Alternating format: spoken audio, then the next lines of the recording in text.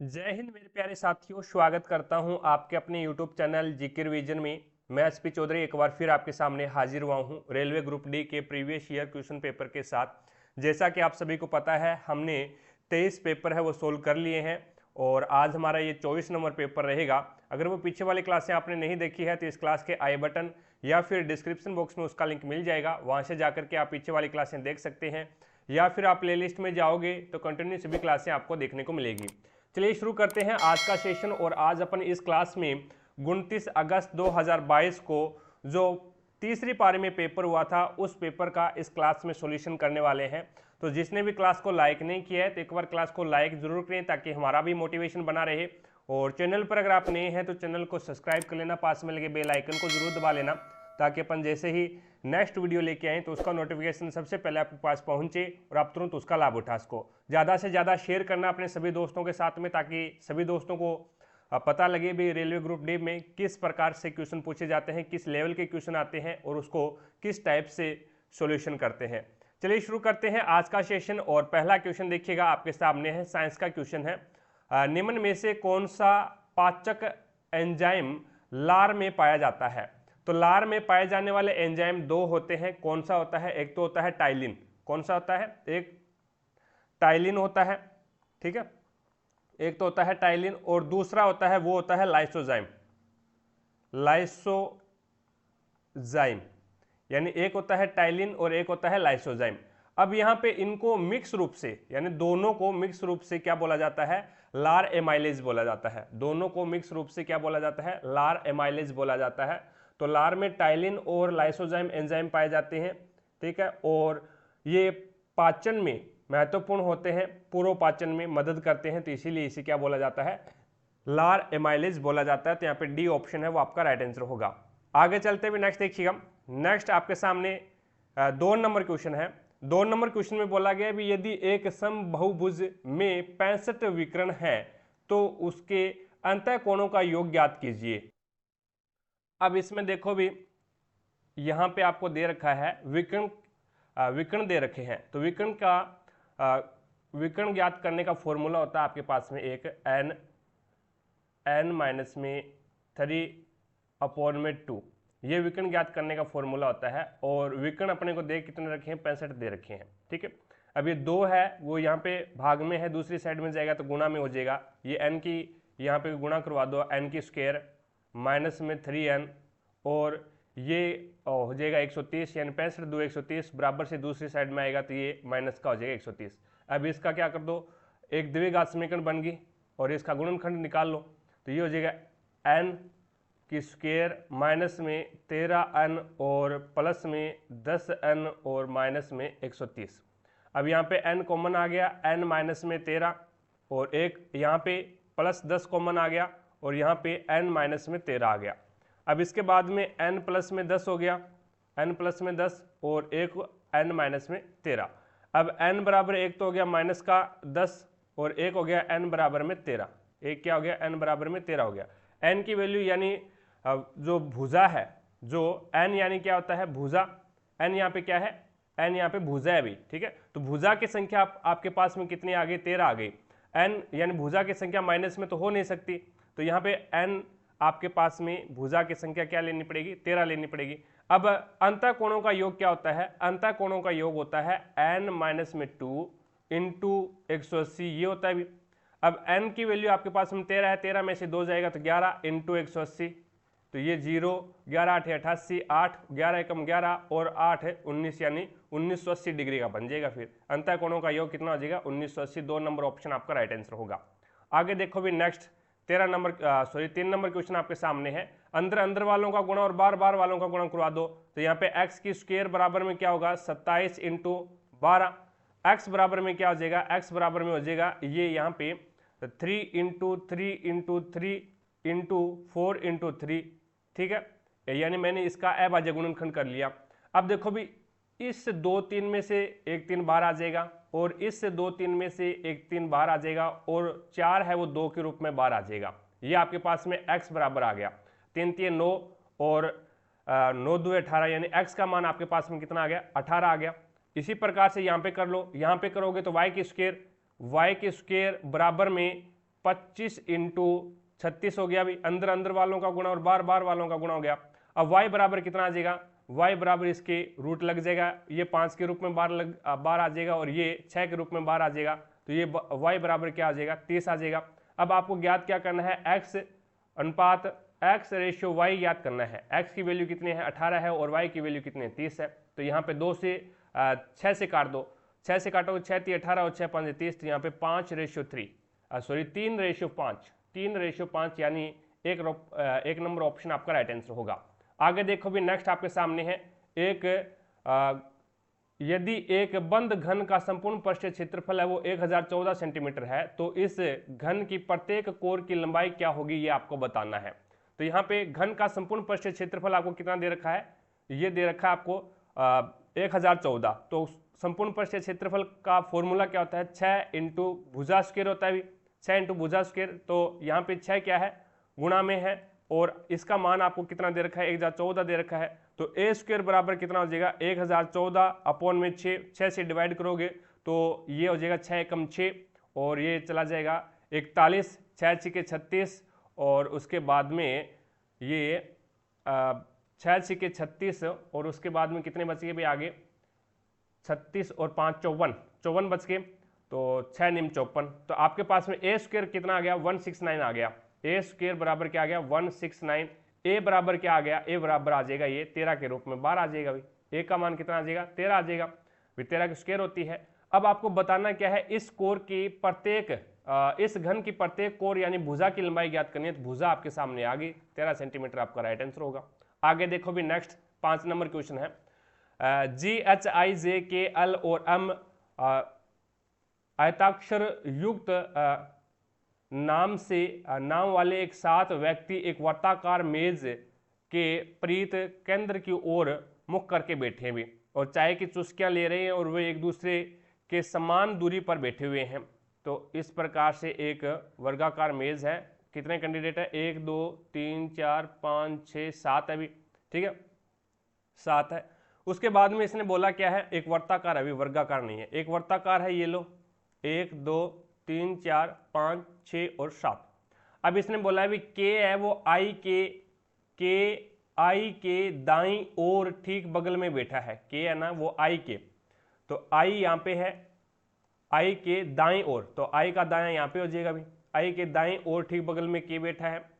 उसके बाद में क्या बोला इसने, आई यहाँ पे है, आई एम और जे के बीच में केवल एच सॉरी ये आई नहीं है अभी यहाँ पे, उसने बोला भी एम और जे के बीच में केवल एच बैठा है, एम और जे के बीच में केवल एच बैठा है। एक बार इसको होल्ड पे रखो, एल एम के ठीक बगल में बैठा है, इसको भी होल्ड पे रख दो। आगे देखो भी कोई लिंक मिल रहा है क्या इसका।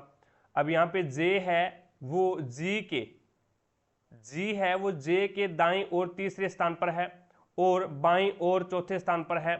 तो जी के बगल में कौन बैठा है, तो यहाँ पे इसको ही एक बार सेटिस्फाई कर लो भी, एम और जे के बीच में केवल एच बैठा है, तो कहीं पे भी बिठा दो भी आप, यहाँ पे बिठा दिया, एम और जे के बीच में क्या बैठा है, एच बैठा है, ठीक है, कहीं पे भी बिठा सकते हैं आप। उसके बाद में इसने बोला भी एल है वो एम के ठीक बगल में बैठा है, एल है ना वो एम के ठीक बगल में बैठा है, एम के ठीक बगल में बिठा दिया। जी है वो जे के दाईं ओर तीसरे स्थान पर बैठा है, जे है वो जी के दाएं ओर तीसरे स्थान पर बैठा है। तो यहाँ पे दाएं ओर तीसरे स्थान पर जे तो ये रहा, और ये जी के दाएं ओर तीसरे स्थान पर बैठा है। अगर मैं जी को यहाँ पे बिठाऊंगा, पहला दूसरा तीसरा, यहाँ पे जे आ गया, ये तो चौथा हो रहा है, और इधर क्या है, ये तीसरा है, दाईं ओर नहीं है, ये तो बाईं ओर तीसरा हो गया, तो ये यहाँ पे नहीं बैठेगा। इसकी सीट है वो चेंज कर दो भी, इन दोनों की सीट है वो चेंज कर दो आप। यहाँ पे इसके अंदर इस साइड में लगा दो, फिर इसको यहाँ पे जे कर दो, और यहाँ पे कर दो आप एच, बीच में आ जाएगा। जी है वो जे के दाईं ओर, ये पहले वाला ही सही था भी, अपन ने ऐसे ही कर दिया, जे यहाँ पे आ जाएगा एच। अब ये बोल रहा है जी है वो जे के दाईं ओर है, तो जे के दाईं ये होगा, पहला दूसरा और तीसरा, यहाँ पे जी आ जाएगा, और यहाँ पे एल बैठा ही है। उसके बाद में आप देखो यहाँ पे बाईं ओर बाईं ओर से चौथा है और दाईं ओर से तीसरा है। जी के ठीक बगल में कौन बैठा है? जी के ठीक बगल में एल और के बैठे हैं। अभी एल और के, यानी 3 नंबर ऑप्शन आपका राइट आंसर होगा। आगे देखो अभी 6 नंबर क्वेश्चन। 6 नंबर क्वेश्चन आपके सामने है। ए की आयु बी की आयु से 2 वर्ष अधिक है, जिसकी आयु सी की आयु से 2 गुनी है। अब ये जिसकी किसके लिए आया है? तो ये पास वाले के लिए आया है, यानी हम ये भी बोल सकते हैं पास वाले के लिए, या फिर हम ये भी बोल सकते हैं दूसरे के लिए आया है। तो यहाँ पे सी की आयु की दुगुनी है, तो ये ए है, ये बी है और ये सी है। सी की आयु मैंने वाली एक्स है, तो इसकी दुगुनी 2x हो जाएगी, और इसका 2 वर्ष बड़ा है। ए की आयु बी की आयु से 2 वर्ष बड़ा है, तो ये 2x प्लस में 2 हो जाएगा। अब इनकी आयु का योग आपको दे रखा है, कितना दे रखा है? अभी 32 दे रखा है, तो सभी की आयु का योग कर दो, 32 बराबर रख दो। तो यहाँ पे 2x है, ये 2x है और ये x है, तो यहाँ पे 5x हो गया। 2 2 4 और 1 5, प्लस में 2 बराबर में 32। ये यहाँ पे प्लस में है, दूसरी साइड जाएगा तो माइनस हो जाएगा। तो 5x बराबर कितना हो जाएगा? 30। x बराबर कितना हो जाएगा? 6। x का मान 6 आ गया। अब ये बोला क्या है? b की आयु बतानी है, तो x का मान 6 है, 6 2 12, तो यहाँ पे 12 वर्ष हो जाएगा, यानी 2 नंबर ऑप्शन आपका राइट आंसर होगा। आगे देखते हैं भी नेक्स्ट 7 नंबर क्वेश्चन आपके सामने है। 7 नंबर क्वेश्चन है, बादलों में मौजूद कण सूर्य से आने वाले श्वेत प्रकाश में मौजूद विभिन्न रंगों की तरंगदैर्ध्य की तुलना में बड़े होते हैं। श्वेत प्रकाश के सभी रंग लगभग समान मात्रा में प्रकीर्णित होते हैं। उपरोक्त में से कौन से कथन हमें धूप के दौरान बादलों के सफेद रंग को समझने में मदद करते हैं? अब यहाँ पे दोनों ही क्या है, समझने में आपको मदद करेंगे। अब आप एक छोटी सी बात समझ रहे हैं यहाँ पे। अब इसमें क्या है भी, बादल है वो पृथ्वी के नजदीक होते हैं, बादल है वो पृथ्वी के नजदीक होते हैं। अब बादलों के अंदर है वो जो कण, धूल के कण है, जो पानी के कण है, वो क्या है, बड़े होंगे बादलों के अंदर, क्योंकि बादलों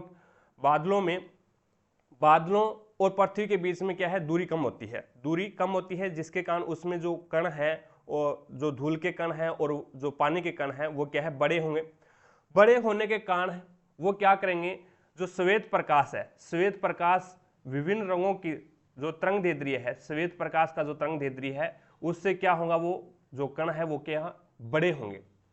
जो तरंगदैर्ध्य है प्रकाश दृश्य प्रकाश आप जानते होंगे, विबग्योर के नाम से जाना जाता है, VIBGYOR, यानी ये इंद्रधनुष के 7 रंग है, इसे दृश्य प्रकाश बोलते हैं। इस दृश्य प्रकाश के तरंगदैर्ध्य से ये जो कण है वो बड़े होंगे। बड़े होने के कारण ये जो श्वेत प्रकाश है, इस श्वेत प्रकाश के प्रत्येक रंग को वो समान मात्रा में, समान दूरी पर और समान ही दिशा के अंदर है वो क्या करेंगे, प्रकीर्णन करेंगे इसको, ठीक है, मोड़ देंगे एक प्रकार से, और समान मात्रा में, समान ही लंबाई या फिर समान ही दूरी के ऊपर मोड़ेंगे, जिसके कारण क्या है, वो जो वहां से प्रकीर्णन हुआ जो प्रकाश है वो हमारी आंखों में आएगा, तो हमें बादल है वो क्या है, सफेद दिखाई देंगे। तो यहाँ पे 1 और 2 दोनों सही हो जाएंगे। इसने ये बोला भी श्वेत प्रकाश के सभी रंग है वो लगभग समान मात्रा में ही प्रकीर्णित होते हैं, वो समान मात्रा में ही इसको क्या है, प्रकीर्णन करेंगे। अगर वो अलग अलग मात्रा में प्रकीर्णन कर देंगे, उसके कारण है वो हमें बादल है वो सफेद दिखाई नहीं देंगे। अलग अलग मात्रा में प्रकीर्णन करने के बाद में वो हमें क्या है, अलग अलग रंग के दिखाई देंगे। ये समान मात्रा में प्रकीर्णन करेगा, तो इसीलिए वो क्या है, हमें सफेद बादल है वो सफेद दिखाई देंगे। आगे देखो भाई नेक्स्ट आपके सामने 8 नंबर क्वेश्चन है। 8 नंबर क्वेश्चन है, 6 व्यक्ति हैं PQRST और U, एक जन्म है वो एक ही वर्ष के दौरान महीने जनवरी, फरवरी, मार्च, अप्रैल, मई और जून में हुआ, और U का जन्म है वो Q के जन्म के महीने के ठीक बाद वाले महीने में हुआ था। अब U का जन्म है वो Q के जन्म के ठीक बाद वाले में हुआ था, तो ये U का ये Q के नीचे आ जाएगा U। उसके बाद में इसने बोला है भी R का जन्म है वो मई में हुआ है, R का मई में हुआ है। उसके बाद में इसने बोला भी P का जन्म है वो जनवरी में नहीं हुआ। उसके बाद में S का जन्म है वो अप्रैल में नहीं हुआ। P और R के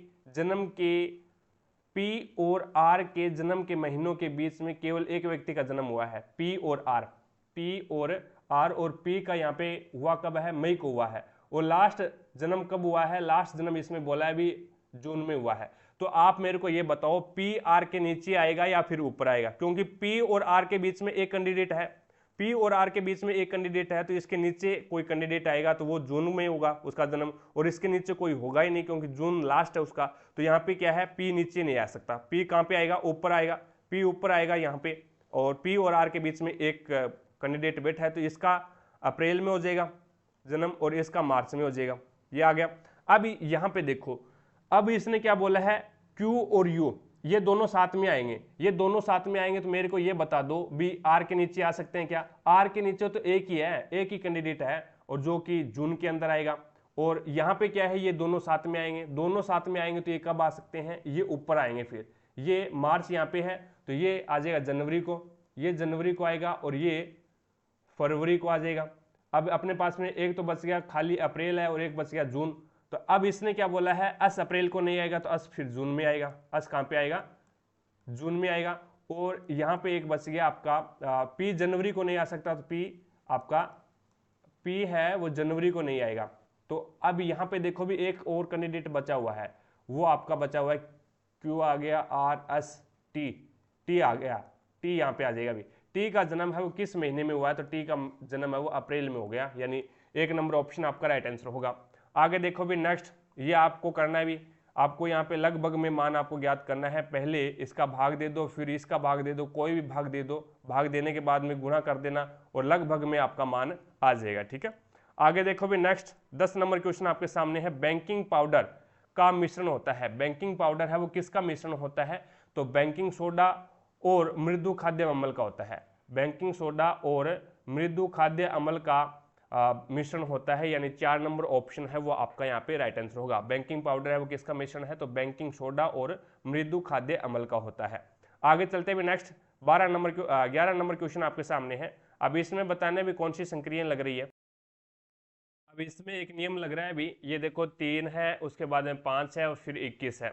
अब इन दोनों संख्याओं को ऐड करो, जोड़ोगे तो 8 आ जाएगा, फिर 2 से मल्टीप्लाई करवा दो 16, और फिर बीच वाली संख्या है वो, इस बीच वाली संख्या को क्या कर दो, ऐड कर दो, तो कितनी आ जाएगा 21, ये संख्या आ जाएगी। इसी प्रकार से 4, 2 और 14 है। अब 4 और 2 को ऐड करो 6 हो जाएगा, 6 को 2 से मल्टीप्लाई करवाओ 12 हो जाएगा, और ये बीच वाली संख्या इसमें ऐड कर दो तो कितना हो जाएगा 14 हो जाएगा। ठीक है, ये संख्या आ गई। इसी प्रकार से इसमें देखो अभी 8, 4 और 28 ये है। अब ये दोनों संख्याओं को ऐड करो 12 को 2 से मल्टीप्लाई करवाओ 24, और 24 में फिर आप क्या करो 24 में ये बीच वाली संख्या ऐड कर दो, तो 24 और 4 कितने हो जाएंगे 28 हो जाएंगे। ठीक है, आगे चलते हुए नेक्स्ट देखिएगा, अगला क्वेश्चन है 12 नंबर क्वेश्चन। 12 नंबर क्वेश्चन बोलता है भी किसी वस्तु को 10 सेंटीमीटर फोकस दूरी वाले उत्तल दर्पण के सामने 15 सेंटीमीटर की दूरी पर रखा गया है, तो उसका प्रतिबिंब की दूरी पर बनेगा और कैसा बनेगा ये आपको बताना है। तो यहाँ पे बात किसी चल रही है, अभी बात यहाँ पे उत्तल दर्पण की चल रही है। तो उत्तल दर्पण के अंदर है वो 2 ही कंडीशन होती है, अभी उत्तल दर्पण के अंदर 2 ही कंडीशन होती है, और दोनों ही कंडीशनों में कैसा बनता है, आभासी प्रतिबिंब बनता है। तो वास्तविक तो बनेगा ही नहीं, वास्तविक तो बनेगा ही नहीं। अब यहाँ पे बताना है भी 10 सेंटीमीटर फोकस दूरी है, 15 सेंटीमीटर के ऊपर रखा गया है, तो उसका प्रतिबिंब कितनी दूरी पर बनेगा, दूरी ज्ञात करने मतलब यानी v का मान ज्ञात करना है। अब आपको u का मान दे रखा है, f का मान दे रखा है, दर्पण सूत्र लगा दो, 1/f बराबर में क्या होता है 1/u प्लस में 1/v होता है। भी अब यहाँ पे v ज्ञात करना है, तो ये u दूसरी साइड में भेज दो, तो 1/v बराबर में क्या आ जाएगा 1/f माइनस में 1/u हो जाएगा। अब यहाँ पे 1/f उत्तल दर्पण है तो फोकस दूरी प्लस में लेनी पड़ेगी माइनस में, और ये u का मान है वो आपको नेगेटिव में लेना पड़ेगा, नेगेटिव पहले आगे से और नेगेटिव में लेना पड़ेगा, तो ये प्लस हो जाएगा 1/15। तो यहाँ पे 30 इसका लघुत्तम आ गया एलसीएम, और 10 तिये 30 प्लस में और 15 दुए 30, तो यहाँ पे 1/v बराबर आपके पास में आ गया 5/30। तो यहाँ पे v बराबर कितना आ जाएगा, v बराबर आ जाएगा 30/5 यानी 6 आ जाएगा। कितना आ जाएगा 6 आ जाएगा। तो यहाँ पे आपका मान हो जाएगा 1 नंबर ऑप्शन। आगे देखो भी नेक्स्ट आपके सामने 13 नंबर क्वेश्चन है। 13 नंबर क्वेश्चन में इसने बोला है भी ध्रुवीय क्षेत्र के बाहर नुब्रा घाटी में स्थित दुनिया के दूसरे सबसे लंबे ग्लेशियर का नाम क्या है, तो वो सियाचिन हो जाएगा। दूसरे सबसे लंबे ग्लेशियर का नाम क्या हो जाएगा, सियाचिन हो जाएगा, यानी 4 नंबर ऑप्शन है वो आपका राइट आंसर होगा। अगला देखो भी नेक्स्ट 14 नंबर क्वेश्चन है। भारतीय संविधान में मौलिक अधिकारों को अनुच्छेद 12 से तक वर्णित किया गया है। तो भारतीय संविधान में मौलिक अधिकार कहाँ से लिए गए हैं? अमेरिका से लिए गए हैं, अमेरिका के संविधान से लिए गए हैं। और ये अनुच्छेद 12 से 35 तक, अभी अनुच्छेद 12 से 35 तक है वो मौलिक अधिकार आ जाते हैं। और उसके बाद में 36 से 51 तक है वो आपके नीति निर्देशक तत्व आ जाते हैं। और उसके बाद में 51A के अंदर है वो मूल कर्तव्य आ जाते हैं, जो कि 42वां संविधान संशोधन 1976 के अंदर है वो ऐड किया गया था संसदीय समिति के द्वारा, और ये भाग 4 में है। ये मौलिक कर्तव्य है, ये भाग 3 में है। और नीति निर्देशक तत्व है, ये भाग 4 में है। और मूल कर्तव्य है, ये भाग 4A के अंदर है। आगे चलते हैं, नेक्स्ट देखो भी, नेक्स्ट आपके सामने 15 नंबर क्वेश्चन है। 15 नंबर क्वेश्चन में इसने बोला भी निम्नलिखित में से कौन सी नसबंदी विधि का एक स्थायी विधि है? एक स्थायी विधि बतानी है कौन सी है, तो वो हो जाएगा सर्जरी के द्वारा नसबंदी करना। सर्जरी के द्वारा, जिसे अपन बोलते हैं ऑपरेशन के द्वारा नसबंदी की जाती है, तो वो एक स्थायी विधि हो जाएगी। यानी 3 नंबर ऑप्शन आपका राइट आंसर होगा। बाकी कंडोम का उपयोग है, गर्भ निरोधक गोलियों का उपयोग है, कॉपर टी का उपयोग है, ये क्या है? स्थायी विधि नहीं है, ये अस्थायी है। भी आगे चलते हैं भी 16 नंबर क्वेश्चन देखो। 16 नंबर क्वेश्चन में इसने बोला है भी गांव में कितने सर्जन रह रहे हैं? गांव के अंदर कितने सर्जन रह रहे हैं? तो यहाँ पे गांव के अंदर है वो सर्जन 100, तो ये यहाँ पे है 100, तो ये रहे, ठीक है। और उसके बाद में 35 सर्जन और संगीतकार, 35 है वो सर्जन है और संगीतकार भी है। और 10 है वो सर्जन भी है, चित्रकार भी है और संगीतकार भी है। और उसके बाद में 40 है वो क्या है? सर्जन भी है और चित्रकार भी है। तो सभी को ऐड कर दो। सभी ऐड क्यों कर रहे हैं? क्योंकि इसकी मनाही नहीं की गई। इसने बोला है भी कितने गांव में सर्जन रह रहे हैं, तो संगीतकार है वो भी तो सर्जन है और चित्रकार है वो भी तो सर्जन है। अब यहाँ पे 5 और 4 3 7 और 1 8 और 1 यानी 185, तो आपका यहाँ पे 3 नंबर ऑप्शन हो जाएगा। आगे देखो भी नेक्स्ट 17 नंबर क्वेश्चन आपके सामने है। 12 वोल्ट की बैटरी से संयोजित एक बल्ब 3 एम्पीयर की धारा लेता है, तो बल्ब की शक्ति आपको बतानी है, क्या होगी? आपके पास में वोल्ट है और यहाँ पे एम्पियर है, तो P बराबर क्या होता है?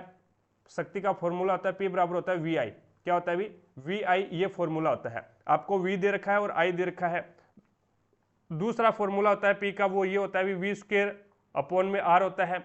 और तीसरा फॉर्मूला P का ये होता है शक्ति का I स्क्वायर R। तो आपके पास में R नहीं है तो ये दोनों फॉर्मूले नहीं लगेंगे, ये वाला फॉर्मूला लगा दो। V का मान 12 है, I का मान 3 है, 12 3 36, तो 36 वाट शक्ति आ जाएगी, यानी 1 नंबर ऑप्शन। आगे देखो भी next 18 number question. 18 number question में इसने बोला भी 20 नवंबर 2016 को शुरू की गई प्रधानमंत्री आवास योजना ग्रामीण में प्रधानमंत्री आवास योजना ग्रामीण में वर्ष तक सभी के लिए आवास की परिकल्पना की गई थी, ये 2022 तक, यानी ये शुरू की गई थी 20 नवंबर 2016 तक। और ये बोला गया था भी सभी इस योजना के अंदर है वो ग्रामीणों को हम 2022 तक है वो आवास की परिकल्पना की गई थी, भी आवास हम सभी को उपलब्ध करवा देंगे 2022 तक। आगे देखते हैं भी नेक्स्ट 19 नंबर क्वेश्चन है। 54 किलोमीटर पर घंटे की चाल से चल रही एक रेलगाड़ी 90 मीटर लंबे प्लेटफॉर्म को 60 सेकंड में पार कर जाती है, तो उस रेलगाड़ी को एक बिजली के खंभे को पार करने में लगने वाला समय आपको ज्ञात करना है। तो यहाँ पे 54 किलोमीटर पर घंटे है, तो इसको क्या है मीटर प्रति सेकंड में चेंज कर लो। मीटर प्रति सेकंड में चेंज करोगे तो 5/18 से गुना करना पड़ेगा। 18 कम 18 और 18 3 54, 5 3 15, तो यहाँ पे 15 मीटर पर सेकंड आपका यहाँ पे चाल आ गई। अब देखो भी 90 मीटर पर सेकंड है, 90 मीटर एक प्लेटफॉर्म है। मैंने रेलगाड़ी की चाल मान ली x बराबर दूरी बराबर क्या होता है? दूरी बराबर होता है चाल इंटू समय। चाल कितना है? 15, समय कितना लग रहा है? 60। तो यहाँ पे 0 और 15 सिक्के 90, 900 आ गया, यानी 90 प्लस में x बराबर कितना आ गया? 900 आ गया। तो x बराबर कितना आ जाएगा? 810 आ जाएगा। ये आपके पास में आ गई क्या? रेलगाड़ी की लंबाई आ गई, 810 है वो रेलगाड़ी की लंबाई आ गई। अब आपको करना क्या है? एक खंबे को पार करना है। खंबे को पार करने के लिए हम रेलगाड़ी की लंबाई लेते हैं, तो रेलगाड़ी की लंबाई 810 है और समय पूछा है, समय बराबर क्या होता है? दूरी बटा चाल। दूरी है 810 और चाल कितने हैं? 15 है। तो यहाँ पे 15 5 75 बच गया कितना? 6 60 और 15 चौके 60, तो यहाँ पे 54 सेकंड आ जाएगा, यानी 54 सेकंड में वो उस खंबे को पार कर जाएगी। आगे देखो भी नेक्स्ट 20 नंबर क्वेश्चन आपके सामने है। अब देखिएगा 20 नंबर क्वेश्चन ट्रिग्नोमेट्री का है। इसने हमें ये दे रखा है कि साइन थीटा ग्रेटर देन है कॉस थीटा से, यानी साइन थीटा बड़ा है कॉस थीटा से, और जो बड़ा होगा उसी में से छोटी संख्या घटाएंगे। अब इसका हमें मान बताना है। अब ये रूट हटाना है। रूट हटाने के लिए क्या करेंगे, थोड़ा सा दिमाग लगाना पड़ेगा, क्योंकि इसने एक यहाँ पे दे रखा है, एक यहाँ पे दे रखा है। एक बराबर क्या होता है, अपन जानते हैं कि साइन स्क्वायर थीटा प्लस में cos square theta is equal to 1 होता है। तो ये मान यहाँ पे लगाएंगे, तो रूट के अंदर इस एक की जगह अपन लिखेंगे साइन स्क्वायर थीटा प्लस में कॉस स्क्वायर थीटा माइनस में यहां पे दे रखा है 2 sine theta cos theta. Is that clear? इतना मान आया। प्लस में आगे हमें दे रखा है, ये इसको मैं इरेज कर रहा हूं एक बार, ये आइडेंटिटी पहली आइडेंटिटी है, सर्वसमीका है, बहुत बार आ चुकी है किस पेपर में, तो ये तो आपके याद ही होगी, कोई दिक्कत है नहीं।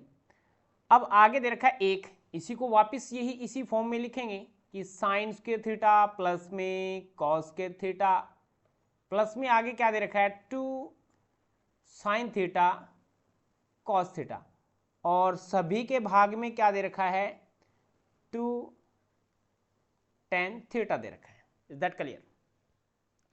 अब अपन जानते हैं, क्या जानते हैं बताइए, कि a माइनस बी का होल स्क्वायर क्या होता है, A square plus B square minus 2ab।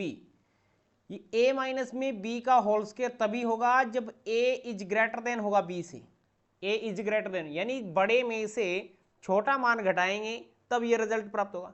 तो इसी प्रकार से यहाँ पे साइन थीटा ग्रेटर देन है कॉस थीटा से, तो इस रूट वाली संख्या को क्या लिख सकता हूं मैं, इसको लिख सकता हूं साइन माइनस में कॉस थीटा का होल स्क्वायर लिख सकता हूं। क्योंकि इसको ओपन करेंगे a माइनस बी के होल स्क्वायर से, तो A square sine square theta plus में कॉस स्क्वायर थीटा माइनस में 2 sine theta cos theta result प्राप्त होगा। और इसके ऊपर लगेगा रूट, इसके ऊपर क्या लगेगा, रूट लगेगा, प्लस में ये है रूट के अंदर साइन थीटा प्लस में cos theta cos square theta plus में 2 साइन थीटा कॉस थीटा है, तो ये तो दोनों ही प्लस के रूप में हो गए, तो यहां पे हो गया साइन थीटा प्लस में कॉस थीटा का होल स्क्वायर, और नीचे रिजल्ट क्या प्राप्त होगा 2 tan थीटा, 2 tan थीटा होगा। इस स्क्वायर से ये रूट कैंसिल हो जाएगा, इस स्क्वायर से ये रूट कैंसिल हो जाएगा, रिजल्ट बचेगा हमारे पास में साइन थीटा, यहां पे थीटा ध्यान रखना, साइन थीटा माइनस में कॉस थीटा प्लस में ये बच गया साइन थीटा माइनस प्लस में है कॉस थीटा, अपॉन में क्या है 2 tan थीटा। अब कॉस से कॉस कट जाएगा, माइनस प्लस है तो sine theta plus sine theta, ये रिजल्ट क्या प्राप्त हो गया 2 साइन थीटा हो गया, और नीचे है 2 tan थीटा। tan थीटा को क्या लिखेंगे, साइन थीटा बटे कॉस थीटा, 2 से 2 कट जाएगा, साइन से साइन कट जाएगा, कॉस ऊपर आ जाएगा, रिजल्ट क्या देगा हमें कॉस थीटा देगा, रिजल्ट हमें कॉस थीटा देगा। ऑप्शन नंबर ए राइट हो जाएगा, 20वें क्वेश्चन का ऑप्शन राइट ए हो जाएगा। अब यहाँ पे कई बच्चे कंफ्यूज होंगे कि सर जी यहाँ पे साइन थीटा माइनस में कॉस थीटा ही क्यों किया, कॉस थीटा माइनस में साइन थीटा तो कर सकते हैं ना, और कॉस थीटा माइनस में साइन थीटा करेंगे तो यहाँ से एक साइन कटेगा, और साइन कटेगा तो आपका ये ऑप्शन आएगा, दूसरा भी ऑप्शन आएगा, लेकिन इसने सबसे पहले दे रखा है कि साइन थीटा ग्रेटर देन है कॉस थीटा से, तो कॉस थीटा माइनस में साइन थीटा नहीं लिख सकते, क्योंकि यहाँ पे साइन बड़ा है कॉस से, तो बड़े में से छोटा घटाएंगे तो हमेशा क्या लिखेंगे साइन थीटा माइनस में कॉस थीटा लिखेंगे, क्योंकि यहाँ पे हमें दे रखा है, अगर कॉस थीटा बड़ा दिया जाता तो अपन कॉस माइनस में साइन कर लेते। तो इस प्रकार से इस क्वेश्चन को ध्यान से करना है। इसके बाद में चलते हैं नेक्स्ट क्वेश्चन की तरफ। 21 नंबर क्वेश्चन देखो भी आपके सामने है। 21 नंबर क्वेश्चन है, किसी चालक को 2 वोल्ट की बैटरी के साथ संयोजित किया जाता है। मान लीजिए कि चालक के सिरों के बीच विभवांतर है वो V1 है, और 4 वोल्ट की बैटरी के साथ संयोजित किए जाने 4 वोल्ट की बैटरी के साथ संयोजित किए जाने पर विभवांतर वो V2 हो जाएगा। तो आपको V1 अनुपात V2 बताना है। तो V1 अनुपात में V2 है, V1 का मान आपको कितना दे रखा है 2 वोल्ट दे रखा है, ठीक है। और यहाँ पे V2 का मान आपको कितना दे रखा है, तो 4 वोल्ट दे रखा है। V से V यानी वोल्ट से वोल्ट कैंसिल हो गया, तो ये कितना आ गया, 1:2 आ जाएगा, 2 एकम 2, 2 2 4। तो यहाँ पे आपका 2 नंबर ऑप्शन है वो आपका राइट आंसर होगा। आगे देखते हैं भी नेक्स्ट 22 नंबर क्वेश्चन है, गंगा की किस सहायक नदी को बिहार का शोक कहा जाता है, तो कोसी को बोला जाता है, यानी 3 नंबर ऑप्शन आपका राइट आंसर होगा। आगे चलते हुए नेक्स्ट देखिएगा, नेक्स्ट 23 नंबर क्वेश्चन आपके सामने है, अपघटन अपक्रिया कब होती है। अपघटन अपक्रिया है वो कब होती है, तो जब एक अभिकारक है वो विघटित होकर सरल उत्पादों का निर्माण करता है, तो उसे ही हम क्या बोलते हैं, अपघटन अपक्रिया बोलते हैं, या फिर वियोजन अपक्रिया बोला जाता है। 3 नंबर ऑप्शन आपका राइट आंसर होगा। जब एक तत्व अन्य तत्वों को विस्थापित करके उत्पाद का निर्माण करता है, तो उसे विस्थापन अपक्रिया बोलते हैं। जब एक अभिकारक विघटित होकर सरल उत्पादों का निर्माण करता है और ऊर्जा मुक्त करता है, तो उसे ऊष्माक्षेपी अपक्रिया बोलते हैं। ठीक है, ऊष्माक्षेपी अपक्रिया बोला जाता है।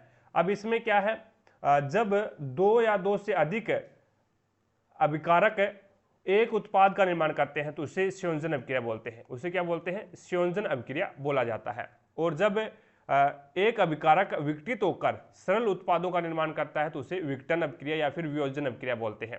आगे देखते हैं नेक्स्ट, देखो भी नेक्स्ट आपके सामने क्वेश्चन है, यदि पहला घटक एक प्रतीक है, पहला घटक एक प्रतीक नहीं है, एक सम संख्या है 2। आगे देखो भी, आगे इसने बोला भी यदि पहला घटक एक विषम संख्या है, नहीं। उसने आगे तीसरा देखो भी, यदि पहले और तीसरे दोनों घटक संख्याएं हैं, पहला और तीसरा दोनों घटक संख्याएं हैं, ठीक है, तो तीसरे घटक को पहले घटक के कुट के रूप में कुटबंध किया जाएगा, एकदम सही है। अब देखो भी यहाँ पे पहले घटक को तीसरे के रूप में कुटबंध किया जाएगा, तो यहाँ पे 7 को क्या लिखेगा, क्यू लिखेगा, 7 को क्यू लिखेगा, तो यहाँ पे क्यू लिख दिया भी। इसने क्या कहा है, यदि पहला और तीसरा दोनों घटक एक संख्याएं हैं, तो तीसरे घटक को पहले घटक के कुटबंध के रूप में किया जाएगा, पहले का रोल दिया जाएगा अभी 3 नंबर को। तो 2 को लिखा है इसने ए, और @ को इसने लिखा है टी, और 2 को फिर ए लिखेगा, ठीक है, और उसके बाद में हैज को वाई लिखेगा, और बराबर को क्या लिखेगा, डी लिखेगा, और 5 को क्या लिखेगा, एक्स लिखेगा। तो यहाँ पे आपका 1 नंबर ऑप्शन है वो आपका राइट आंसर होगा। आगे चलते हुए नेक्स्ट देखिएगा, नेक्स्ट आपके सामने 25 नंबर क्वेश्चन है, 7 डिब्बे हैं P Q R S T U V और डब्ल्यू एक के ऊपर एक रखा गया है, किंतु उनका इसी क्रम में होना अनिवार्य नहीं है। क्यू और आर के बीच में केवल एक डिब्बा रखा गया है, क्यू और आर के बीच में एक डिब्बा रखा गया है, डब्ल्यू को क्यू के ठीक ऊपर रखा गया है, डब्ल्यू है उसको क्या रखा गया है, डब्ल्यू को क्यू के ठीक ऊपर रखा गया है, तो डब्ल्यू को क्यू के ऊपर रखा गया है, तो यहाँ पे क्यू और आर के बीच में डब्ल्यू आ जाएगा भी। अब इसने बोला भी आर और यू के बीच में केवल एक डिब्बा है, तो आर और यू के बीच में एक डिब्बा, तो यहाँ पे एक डिब्बा आ जाएगा बीच में। अब आगे इसने लिखा है टी को आर के ठीक नीचे रखा गया है, टी को आर के ठीक नीचे रखा गया है, तो यहाँ पे आर और यू के बीच में टी आ जाएगा। अब इसने बोला है टी और डब्ल्यू के बीच में कितने डिब्बे रखे गए हैं, टी और डब्ल्यू के बीच में, टी और डब्ल्यू के बीच में कितने डब्बे रखे गए हैं ये आपको बताना है। तो यहाँ पे टी और डब्ल्यू के बीच में तो अपने पास में तो एक आ रहा है, लेकिन ये सही नहीं है भी। सही क्यों नहीं है, तो इसने देखो भी 1 2 3 4 5 टोटल कैंडिडेट कितने होने चाहिए थे, 7 होने चाहिए थे, तो अपने को इस टाइप में नहीं लगाना है इसको। अब देखो भी टाइप में किस प्रकार से इसको लगाते हैं अपन। अब इसने स्टार्टिंग से दोबारा से शुरू करो, सातों के सातों कैंडिडेट आने चाहिए। क्यू और आर के बीच में केवल एक डिब्बा है, क्यू और आर के बीच में केवल एक डिब्बा है, एकदम ठीक है। अब इसने बोला है डब्ल्यू को क्यू के ठीक ऊपर रखा गया है, डब्ल्यू को क्यू के ठीक ऊपर रखा गया है, यहीं पे मार खा गए ना अपन, यहीं पे मार खा गए। यहाँ पे ये देखो भी डब्ल्यू को क्यू के ठीक ऊपर रखा गया है, क्यू के ठीक ऊपर रखा गया है। अब देखोगे आप तो यहाँ पे 1 2 और 3, यानी इसने पूछा है टी और डब्ल्यू के बीच में कितने कैंडिडेट है, तो 3 है, 3। यहाँ पे आपका 2 नंबर ऑप्शन राइट हो जाएगा। आगे चलते हुए नेक्स्ट देखो, नेक्स्ट 26 नंबर क्वेश्चन है, 2 संख्याओं का अनुपात 3:2 के अनुपात में है, और इसका लघुत्तम समावर्त्य और महत्तम समावर्त्य क्रमशः 24 और 4 दे रखा है। तो दोनों संख्याओं में से बड़ी संख्या आपको बतानी है। मैं वो संख्या मान लेता हूँ, एक तो 3 है और एक 2 है। अब इसके अनुसार हमारा लघुत्तम समावर्त्य कितना आ रहा है, तो इसके अनुसार हमारा लघुत्तम समावर्त्य 6 आ रहा है। अब मेरे को बताओ, अगर 3 संख्या है और एक 2 संख्या है, तो इसका HCF कितना आ रहा है, तो इसका HCF है वो आप बोलोगे सर 1 आ रहा है। अब देखो भी हमको एलसीएम कितना दे रखा है, एलसीएम हमारे अनुसार तो 6 आया है, लेकिन क्वेश्चन में 24 दे रखा है, तो 6 बराबर 24, तो 1 बराबर कितना आ जाएगा 4, 1 बराबर कितना आ जाएगा भाई 4 आ जाएगा, 1 का मान 4 आ गया। अब इसने बोला क्या है, तो दोनों संख्याओं में से बड़ी संख्या कौन सी है, तो बड़ी संख्या का अनुपात 3 है, तो इसको 4 से गुणा करो, 4 3 12, तो यहाँ पे आपका 4 नंबर ऑप्शन है वो आपका राइट आंसर होगा।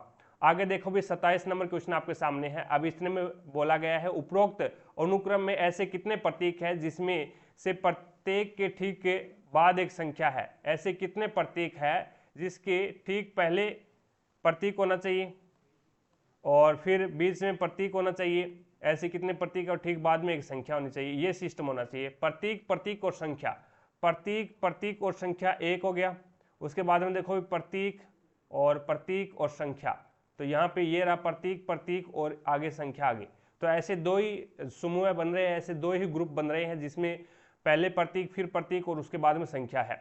आगे देखो भी नेक्स्ट 28 नंबर क्वेश्चन में इसने बोला भी कुछ मूषक है वो चूहे हैं, कुछ मूषक क्या है, रेबिट है, रेट है, रेबिट नहीं सॉरी रेट, आर से रेट चूहे, और उसके बाद में इसने बोला भी अधिकांश चूहे गिद्ध है, अधिकांश चूहे है वो गिद्ध है, तो जी से गिद्ध बन जाएगा भी, ठीक है। और उसके बाद में सभी गिद्ध है वो बाज है, तो सारे के सारे गिद्ध को बाज बना दो, बी से बाज। अब आगे देखो भी कुछ मूषक है वो गिद्ध है, कुछ मूषक गिद्ध है, गिद्ध वाला है वो मूषक को नहीं काट रहा, तो ये कैंसिल हो गया। कुछ बाज मूषक है क्या, कुछ बाज है वो मूषक है क्या, नहीं हो सकता, यानी बाज वाला है वो भी मूषक को नहीं काट रहा। आगे देखो भी कुछ चूहे बाज है क्या, कुछ चूहे, कुछ जो रेट है वो बाज है क्या, जी हाँ बाज है, ये हम बोल सकते हैं। तो केवल निष्कर्ष थर्ड है वो ही अनुसरण कर रहा है, बाकी सभी नहीं कर रहे हैं। आगे चलते हुए नेक्स्ट 29 नंबर क्वेश्चन है, 2016 के निर्वाचन आयोग द्वारा किस दल को राष्ट्रीय राजनीतिक दल के रूप में मान्यता दी गई थी जिसका आधिकारिक चुनाव चिन्ह जोर घास फूल यानी 2 फूलों सहित घास, किसका था भी, तो ये है अखिल भारतीय तृणमूल कांग्रेस, अखिल भारतीय तृणमूल कांग्रेस का था, जो कि 2016 के निर्वाचित आयोग द्वारा राजनीतिक दल के रूप में इसको मान्यता मिली थी 2016 में, और जिनका चुनाव चिन्ह था वो जोरा घास फूल, यानी जिसे हम बोल सकते हैं 2 फूलों सहित घास। आगे देखो भी नेक्स्ट 30 नंबर क्वेश्चन आपके सामने है। 30 नंबर क्वेश्चन है समोत्पाद, समोत्पाद में क्या स्थिर होता है भी, समोत्पाद में क्या स्थिर होता है, तो आउटपुट का स्तर है वो स्थिर होता है, आउटपुट का स्तर है वो स्थिर रहता है, यानी 1 नंबर ऑप्शन आपका राइट आंसर होगा। 31 नंबर क्वेश्चन देखो भी आपके सामने है, इसमें बोला है धातुएं विद्युत धनात्मक प्रकृति की होती है, एकदम सही बात है, धातुएं हैं वो विद्युत धनात्मक प्रकृति की होती है, एकदम सही बात है भी। और उसमें आगे बोला भी बंध बनाते समय धातुओं में इलेक्ट्रॉन त्यागने की प्रवृत्ति होती है, ये भी एकदम सही है। इलेक्ट्रॉन जब धातुएं हैं वो इलेक्ट्रॉन त्यागती है तभी तो वो क्या है, धन प्रकृति की होती है, यानी धनात्मक चिन्ह आता है उसके ऊपर, तो यहाँ पे दोनों सही है, दोनों कथन सही है। सेकंड है वो कथन फर्स्ट की सही व्याख्या कर रहा है, यानी 3 नंबर ऑप्शन आपका राइट आंसर हो जाएगा भी, कथन सेकंड है वो फर्स्ट की सही व्याख्या कर रहा है। आगे देखो भी नेक्स्ट आपके सामने है अगला क्वेश्चन, 32 नंबर क्वेश्चन है, प्रकीर्णित प्रकाश का रंग प्रकीर्णित होने वाले कणों के आकार पर निर्भर करता है, अति सूक्ष्म कण मुख्य रूप से प्रकाश का प्रकीर्णन करते हैं, इस चीज को एक गौर से सुन लेना भी, यानी प्रकीर्णित प्रकाश का रंग है वो प्रकीर्णित होने वाले कणों के ऊपर निर्भर करता है। जितने छोटे कण होंगे वो नीले प्रकाश को ज्यादा है वो प्रकीर्णित करेंगे, ठीक है। अब यहाँ पे जितने छोटे कण होंगे जैसे कि VIB GYOR विबग्योर, अब यहाँ पे ये सिस्टम लगता है भी जितने छोटे यानी सूक्ष्म कण है वो क्या है, सूक्ष्म कण है वो किसको प्रकीर्णित करते हैं, सूक्ष्म कण है वो जिसका तरंगदैर्ध्य कम है, जिन रंगों का तरंगदैर्ध्य कम है उसको वो क्या है ज्यादा प्रकीर्णित करते हैं, और बड़े जो कण होते हैं वो ज्यादा तरंगदैर्ध्य वाले कणों को प्रकीर्णित करते हैं। लेकिन यहाँ पे बोला गया सूक्ष्म कण होंगे, जितने ज्यादा सूक्ष्म कण होंगे वो क्या है तरंगदैर्ध्य कम वाले प्रकाश किरणों को क्या करेंगे प्रकीर्णित करेंगे। तो सबसे ज्यादा तरंग दैर्ध्य किसका होता है? रेड का होता है, यानी इधर से इस साइड में आएंगे तो तरंग दैर्ध्य बढ़ेगा। कहने का मतलब है वो विबग्योर यानी VIB, वी में सबसे कम क्या होता है? वोयलेट यानी बैंगनी के अंदर है वो सबसे कम तरंग दैर्ध्य होगा, तो यहाँ पे इसका सबसे ज्यादा प्रकीर्णन होगा। बैंगनी इसमें दे नहीं रखा, तो क्या दे रखा है? इंडिगो का मतलब होता है इंडिगो का मतलब क्या होता है? नीला। इंडिगो का मतलब नीला, ब्लू का मतलब होता है आसमानी, तो इसमें नीला दे रखा है, तो यहाँ पे 2 नंबर पे क्या है?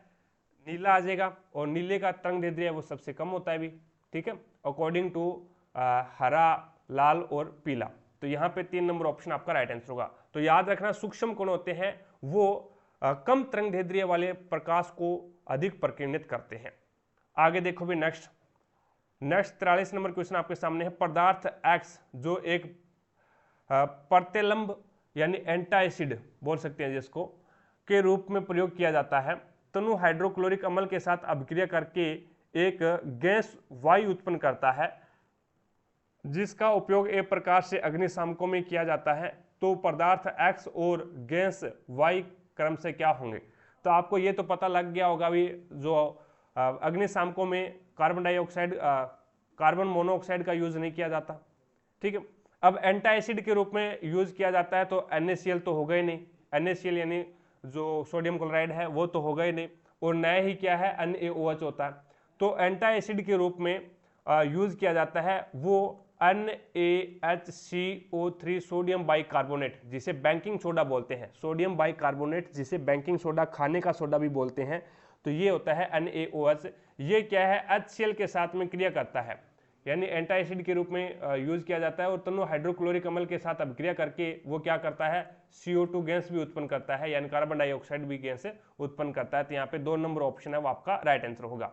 आगे देखो भी नेक्स्ट 34 नंबर क्वेश्चन है, वो ये है भी, यदि किसी विशेष डाटा समुच्चय का माध्यम और बहुलक क्रमशः 36 और 63 है, तो ये अनुभवजन्य संबंध का उपयोग करते हुए उसी डेटा समुच्चय के माध्यम से डेटा समुच्चय के माध्यिका का मान ज्ञात करना है आपको।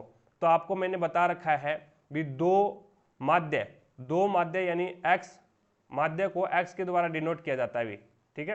प्लस में बहुलक को Z के द्वारा डिनोट किया जाता है, और बराबर में 3m यानी माध्यिका होती है। ये एक फॉर्मूला होता है। अब आपको माध्य दे रखा है 36 2 72, प्लस में बहुलक दे रखा है 63 और बराबर में 3m।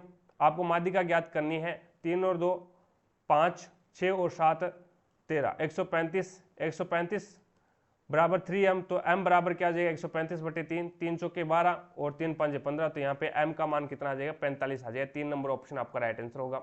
आगे देखो भी नेक्स्ट आपके सामने ये क्वेश्चन है, वो आपको दिखाई नहीं दे रहा अभी, नहीं ही मेरे को दिखाई दे रहा है यहाँ पे, ठीक है। तो चलते हैं आगे, इसमें डाटा है वो दिखाई नहीं दे रहा अपने को। आगे देखो भी 36 नंबर क्वेश्चन आपके सामने है। किसी वस्तु को 15 सेंटीमीटर फोकस दूरी वाले अवतल दर्पण के सामने रखा गया है और उसका प्रतिबिंब है वो वस्तु की ओर बनता है, तो 45 सेंटीमीटर की वस्तु की ओर 45 सेंटीमीटर की दूरी पर बनता है। तो दर्पण से वस्तु की दूरी आपको ज्ञात करनी है। दर्पण से वस्तु की दूरी यानी वस्तु है वो दर्पण के सामने कितनी दूरी पर रखा गया है ये आपको बताना है। दर्पण सूत्र से ज्ञात कर दो, 1/f बराबर में क्या आता है? 1/u प्लस में 1/v। अब की बार आपको 1/u ज्ञात करना है, तो 1/u ज्ञात करेंगे तो ये f है, 1/v है वो दूसरी साइड में चला जाएगा, तो फॉर्मूला बन जाएगा 1/u बराबर में 1/f माइनस में 1/v। अब यहाँ पे क्या है? अवतल दर्पण है, और इसने बोल रखा है भी जो प्रतिबिंब बनता है वो वस्तु की ओर ही बनता है, तो यहाँ पे अपन क्या है? f है वो भी माइनस में लेंगे और प्लस हो जाएगा, ये माइनस है, और v है इसको भी अपन क्या है? माइनस में लेंगे, माइनस प्लस हो जाएगा, तो 1/45। तो यहाँ पे 45 आपका क्या आ जाएगा? एलसीएम 15 45 प्लस में 45 से कम 45, तो यहाँ पे आपके पास में कितना आ जाएगा? ये आ जाएगा 1/u बराबर में क्या आ जाएगा? 2/45, वो भी माइनस में, तो u बराबर क्या आ जाएगा? u बराबर आ जाएगा 45/2 यानी 22.5, वो भी किस में आएगा? माइनस में आएगा। तो यहाँ पे 3 नंबर ऑप्शन है वो आपका राइट आंसर होगा। आगे चलते भी नेक्स्ट देखिएगा। नेक्स्ट आपके सामने है कथन दे रखा है भी देश जी के निर्णय के बाद जो कि एक दशक पहले प्रदूषण को नियंत्रण करने के लिए लिया गया था, देश एन ने भी देश में कारों की संख्या का उच्चतम सीमा निर्धारण करने का निर्णय लिया। इसीलिए अब यदि देश एन में कोई व्यक्ति कार खरीदना चाहता है तो उन्हें तब तक इंतजार करना होगा जब तक कि देश में कोई अपनी कार नहीं बेचता या कार पूरी तरह से अक्रिय नॉन फंक्शनल के रूप में पंजीकृत और नष्ट नहीं की जा सकती। तो यहाँ पे धारणाएं क्या दे रखी है? धारणा दे रखी है भी देश एन में अन्य परिवहन विकल्प देश की कार स्वामित्व रहित आबादी की आवश्यकताओं को पूरा करने के लिए है। यानी इसमें ये बोल रखा है भी एक कोई देश जी था, उसने क्या प्रदूषण को नियंत्रण करने के लिए एक कार्यक्रम चलाया और उसी के अकॉर्डिंग है वो देश एन ने उसका पालन करके अपने देश के अंदर है वो कारों की संख्या को क्या है एक कारों की संख्या को निश्चित कर दिया। अब क्या है अगर किसी व्यक्ति को कार लेना है, कार लेने के लिए उसे क्या है तब तक वेट करना पड़ेगा भी जब तक कोई दूसरा व्यक्ति कार ना बेचते, भी दूसरा व्यक्ति कार बेच रहा है तब वो उससे खरीद ले, या फिर उसको नई कार लेनी है, नई कार लेनी है तो उसे तब तक वेट करना पड़ेगा जब तक कि कोई पुरानी कार है वो एकदम डैमेज हो जाए। पुरानी कार जब डैमेज हो जाएगी तब नई कार बन के आएगी, तब उसे लेना पड़ेगा। कहने का मतलब है वो कारों की संख्या वो निश्चित है, कारों की संख्या है वो निश्चित है। अब इसने बोला भी देश एन में अन्य देश एन है उसमें अन्य परिवहन विकल्प देश की कार स्वामित्व रहित आबादी की आवश्यकताओं को पूरा करने के लिए पर्याप्त है क्या? जी हाँ, पर्याप्त है। यानी जो कारों के जो स्वामित्व है उसके अलावा जो आबादी बच गई उसकी परिवहन के लिए देश एन के अंदर है वो परिवहन के लिए जो साधन है वो पर्याप्त है क्या, ये बोला इसने। तो हाँ जी पर्याप्त है, यानी उसने तो कारों पे ही पाबंदी लगाई है, वो अन्य परिवहन पे पाबंदी थोड़ी ना लगाई है। अब इसने बोला भी इस निर्णय के देश जी में प्रदूषण को नियंत्रण करने में सफल होने की सर्वाधिक संभावना है। तो यानी जी जब सफल हुआ था तभी तो इस जी वाली स्कीम को अन्य लेके आया था भी, ठीक है। तो यहाँ पे दोनों सही हो जाएंगे, फर्स्ट और सेकंड दोनों अनुमान लगाए जा सकते हैं। आगे देखो भी नेक्स्ट 38 नंबर क्वेश्चन है नवकलेश्वर उत्सव इनमें से किस राज्य में मनाया जाता है? तो नवकलेश्वर उत्सव ओडिशा में मनाया जाता है। 3 नंबर ऑप्शन आपका राइट आंसर हो जाएगा। आगे चलता हूँ भी नेक्स्ट देखिएगा 39 नंबर क्वेश्चन है एक स्कूल में लड़के और लड़कियों की संख्या का अनुपात है वो 7:9 है। यदि स्कूल में लड़कियों की संख्या 189 है तो उस स्कूल में लड़कों की संख्या कितनी है? तो यहाँ पे रेशियो कितना दे रखा है लड़कियों की संख्या का 7, तो 7 बराबर 189 हो गया। 1 बराबर कितना आ जाएगा 7 2 14 बच गया 4 49 और 7 7 49 तो 1 का मान 27 आ गया। तो यहाँ पे लड़कों की संख्या पूछिए तो लड़कों की संख्या का रेशियो कितना है 9 है। 9 7 63 3 6 और 9 2 18 और 18 9 2 18। एक मिनट इसने पूछा क्या अभी उस स्कूल में लड़कों की संख्या बतानी है आपको। यदि स्कूल में लड़कियों की संख्या 189 है तो उस स्कूल में लड़कों की संख्या आपको बतानी है। यहाँ पे 7 2 14 बच गया 4 49 7 7 49 हो गया, ठीक है। अब 9 से गुणा करो 9 7 63 3 6 और उसके बाद में 9 2 18 19 20 और 21 22 23 24 तो यहाँ पे कितना आ जाएगा 243 आ जाएगा। अभी यहाँ पे अपन ने गलत कर दिया ना।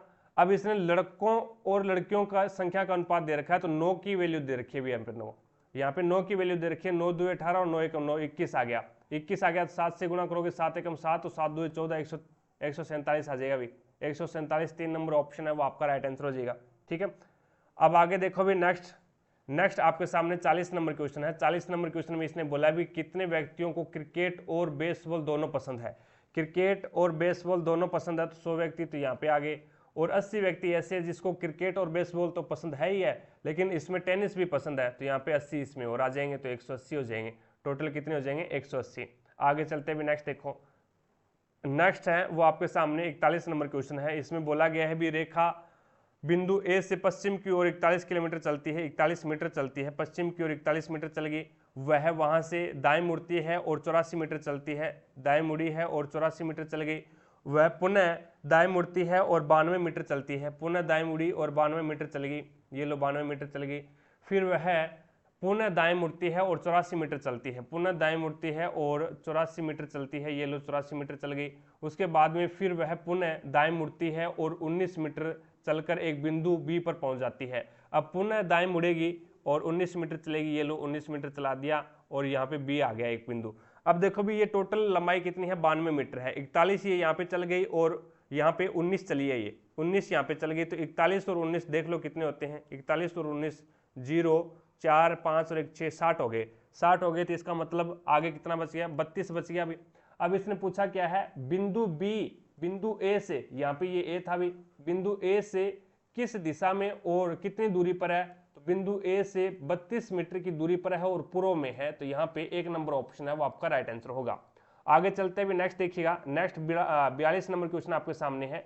एक विशिष्ट कस्बे में अजैव निम्नलिखित अपशिष्टों के उत्पादन को कम करने के लिए 3R रिसाइकिल, रीयूज और रिड्यूस का पालन किया जाना है, तो इन तीनों का सही क्रम क्या होगा। तो पहले आपको आएगा रिड्यूस, पहले आएगा रिड्यूस, फिर आएगा रीयूज और उसके बाद में आ जाएगा रिसाइकिल में, यानी जो काम का नहीं बचा उसको क्या करेंगे, रिसाइकिल के अंदर है वो लास्ट में डालेंगे उसको, ठीक है। पहले तो उसको रिड्यूस करेंगे, उसके बाद में फिर इसका रीयूज करेंगे और उसके बाद में रिसाइकिल बिन में इसको डालेंगे। आगे चलते हुए नेक्स्ट देखिएगा, नेक्स्ट आपके सामने 43 नंबर क्वेश्चन है और 43 नंबर क्वेश्चन में इसने बोला क्या है, यहाँ पे कह रखा है वर्ष 2018 में कैंपस प्लेसमेंट प्राप्त करने वाले सभी वर्गों के लड़कों और लड़कियों की संख्या का अंतर कितना है, लड़कों और लड़कियों की संख्या का अंतर कितना है ये आपको बताना है। तो 2018 में आपको बताना है, 2018 में सभी लड़के जोड़ लो, पहले 100, उसके बाद में 100 200 फिर 350 और फिर 450, यानी सभी लड़के कितने आगे, 450 आगे। अब इसमें सभी लड़कियां देखो भी 2018 में कितनी है, 80 और यहाँ पे 100 है 180 और 180 में 140 आप ऐड करोगे 0 और 2 320 में 120 ऐड करोगे तो ये आपके पास में आ जाए 0 और 4 यानी 440। तो लड़कियां कितने हैं 2018 में 440 है और लड़के कितने 450 है, अंतर कितने का है 10 का। तो यहाँ पे 2 नंबर ऑप्शन है वो आपका राइट आंसर होगा। आगे चलते हैं नेक्स्ट देखिएगा, नेक्स्ट 44 नंबर क्वेश्चन आपके सामने है। 44 नंबर क्वेश्चन में बोला गया है, ये स्टेटमेंट दे रखा है, इसके अकॉर्डिंग आपको बताना है कौन सा सही है। क्या सी है वो यू के बराबर या फिर बड़ा है, क्या सी है वो यू से, यू के बराबर क्या है एल है और एल वाई से बड़ा है, तो हम यहाँ पे नहीं कह सकते भी ये स्टेटमेंट सही नहीं है, इससे हम अनुमान नहीं लगा सकते भी सी है वो यू से बड़ा या फिर बराबर है। अब यहाँ पे देखो भी ये क्या जी से सी बड़ा है, जी से आई बड़ा है, जी से आई बड़ा है और आई के बराबर कौन है, सी है, तो हम कह सकते हैं भी ये क्या है जी से भी बड़ा है, तो दूसरा सही हो जाएगा, पहला गलत हो जाएगा। आगे देखो भी नेक्स्ट 45 नंबर क्वेश्चन आपके सामने है। 45 नंबर क्वेश्चन में बोल रखा है भी दो प्राकृत संख्याएं x और y का योगफल 320 है, उसका महत्तम समावर्ती आपको 20 दे रखा है और यहाँ पे दे रखा है भी x, जो संख्या x है ना वो y से बड़ी है, तो x और y के ऐसे कितने संभावित युग्म मौजूद हो सकते हैं। तो मैंने वो संख्या यानी संख्या का योग 320 दे रखा है, तो मैंने वो संख्या क्या मान ली, मैंने वो संख्या मान ली भी HCF, इसको HCF कितना दे रखा है 20 दे रखा है, तो मैंने वो संख्या 20x प्लस में 20y मान ली बराबर में 320 है। यहाँ पे 20 कॉमन आ जाएगा तो अपने पास में x प्लस में y बच गया बराबर में 320। अब ये 20 यहाँ पे गुणा में है, बराबर से दूसरी साइड में जाएगा तो ये भाग में हो जाएगा, यहाँ पे भाग 0 से 0, तो आपके पास में ये कितना आ जाएगा 16 आ जाएगा, यानी x और y दोनों का योग कितना होना चाहिए 16 होना चाहिए। एक बात यहाँ पे ध्यान रखना, x बड़ा होना चाहिए y से, तो 15 प्लस में 1 रख दूं मैं बराबर 16 हो रहा है, कोई दिक्कत नहीं है। दूसरा मैं 14 प्लस 2 यानी यहाँ पे ऐसी संख्या आनी चाहिए, यहाँ पे x और y का असहभाज्य यानी इसका असहभाज्य गुणनखंड है वो 1 होना चाहिए, इसका असहभाज्य संख्याएं होनी चाहिए, असहभाज्य संख्याएं होनी चाहिए। असहभाज्य संख्या कौन सी होती है, जिसका HCF 1 होना चाहिए, तो 15 और 1 का HCF कितना है 1 होता है। अब यहाँ पे देखो भी 14 और 2 क्यों नहीं हो सकते, क्योंकि 14 और 2 को हम क्या है और डिवाइड कर सकते हैं, तो ये 2 एकम 2, 2 7 14, 7 अनुपात 1 हो जाएगा, तो ये नहीं हो सकता, ठीक है। अब यहाँ पे आगे 13 प्लस में 3 हो सकता है, 13 और 3 16 हो गया, कोई दिक्कत ही नहीं। नेक्स्ट देखो भी, नेक्स्ट 12 और 4 नहीं हो सकता, 11 प्लस में 5 हो सकता है, 11 और 5 यानी इन संख्या का HCF 1 होना चाहिए, तो ये 16 हो गया। उसके बाद में देखो भी 9 और 6 नहीं हो सकते, और 9 और 6 नहीं हो सकते, और 9 और 7 हो सकते हैं भी, 9 और 7 16 होते हैं, तो 9 और 7 हो सकते हैं। अब आगे देखो भी और है क्या, और तो यहाँ पे x, फिर x का मान छोटा हो जाएगा, x का मान छोटा लेना ही नहीं है क्योंकि x का मान बड़ा है, यहाँ पे दिखा रखा है। तो ऐसे कितने अक्षर युग्म है भी, तो यहाँ पे आपके 4 हो जाएंगे। कितने हो जाएंगे? 4। एक तो 15 और एक 13 3 और एक 11 5 और एक 9 7, तो यहाँ पे 4 हो जाएंगे। 4 नंबर ऑप्शन आपका राइट आंसर होगा। 16 नंबर क्वेश्चन देखो भी आपके सामने है, दो ट्रेनें P और Q जिनकी लंबाई क्रमशः 300 और 340 मीटर है, एक दूसरे की ओर चल रही है। यदि P और Q क्रमशः 35 मीटर पर सेकंड और 45 मीटर पर सेकंड की चाल से चल रही है, तो एक दूसरे को पार करने में कितना समय लगेगा, ये आपको बताना है। तो एक दूसरे को पार करने में ये क्या है, दोनों ट्रेनें क्रमशः एक दूसरे की ओर चल रही है, तो सापेक्ष चाल कितनी हो जाएगी, सापेक्ष चाल जुड़ेगी, एक दूसरे की ओर आ रही है, तो ये 35 45 कितने हो गए, 0 80 हो गया। और सापेक्ष दूरी कितनी होती है, सापेक्ष दूरी 300 प्लस में 340, तो ये 640 हो जाएगा। अब यहाँ पे एक दूसरे को पार करने में सापेक्ष दूरी बटा सापेक्ष चाल, तो ये 80 और 0 से 0 काट दो 8, तो यहाँ पे 8 सेकंड में वो क्या कर देगी, पार कर जाएगी। आगे देखो भी नेक्स्ट 47 नंबर क्वेश्चन है, निम्न में से कौन सा दहन अभिक्रिया का गुण है, तो तत्व ऑक्सीजन की उपस्थिति में जलाना, तत्व ऑक्सीजन की उपस्थिति में जलाना ये एक दहन का गुण है। बाकी अभिक्रिया प्रकाश के अवशोषण के साथ होती है ये नहीं, यानी कहने का मतलब क्या है भी, यहाँ पे दहन की अभिक्रिया किसके अकॉर्डिंग होगी, तो दहन की अभिक्रिया वो ऑक्सीजन के अकॉर्डिंग होगी, यानी 1 नंबर ऑप्शन हो जाएगा भी। ठीक है, जलाने का कार्य वो ऑक्सीजन ही करती है।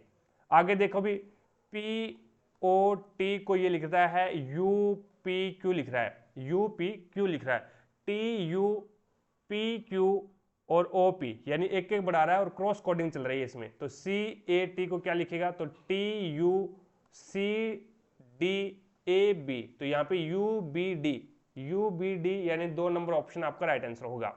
आगे देखो भी नेक्स्ट 43 नंबर क्वेश्चन आपके सामने है, 49 नंबर क्वेश्चन आपके सामने है।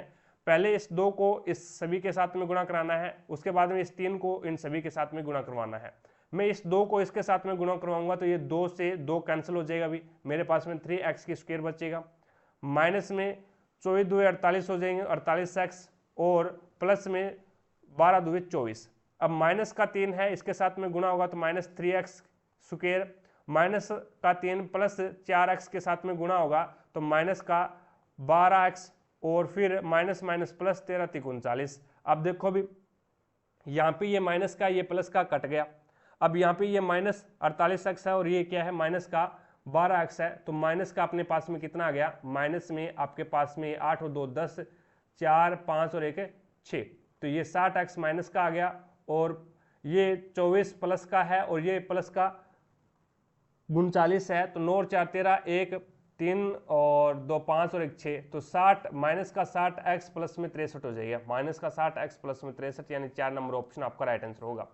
50 नंबर क्वेश्चन देखो भी आपके सामने है, इसने बोला है आदित्य ने एक फ्लैट है वो 5,50,000 में खरीदा, उसने इसकी पेंटिंग और मरम्मत पर 25,000 रुपये खर्च कर दिए, तो खर्च करने के बाद में उसका वो जो क्रय मूल्य है वो कितना हो जाएगा, फिर भाई इसमें 5,75,000 हो जाएगा भाई, 5,75,000 है वो उसका क्रय मूल्य हो जाएगा भाई, क्योंकि ये 25,000 है वो उसे खरीदने वाले में जुड़ जाएंगे। यदि उसने इससे क्या है 5,37,625 में बेचा तो उसका प्रतिशत हानि बतानी है, तो इसमें से क्रय मूल्य यानी CP ये हो जाएगा इसका, और SP है वो आपके सामने दे रखा है 5,37,625 माइनस कर दो, इधर से इसीलिए 10 में से 5 गया 5, यहाँ पे बच गया आपके पास में 9 में से 2 जाएगा तो 7, 9 में से 2 जाएगा 7, और यहाँ पे बच गया आपके पास में ये बच गया 9 में से 6 जाएगा तो 3,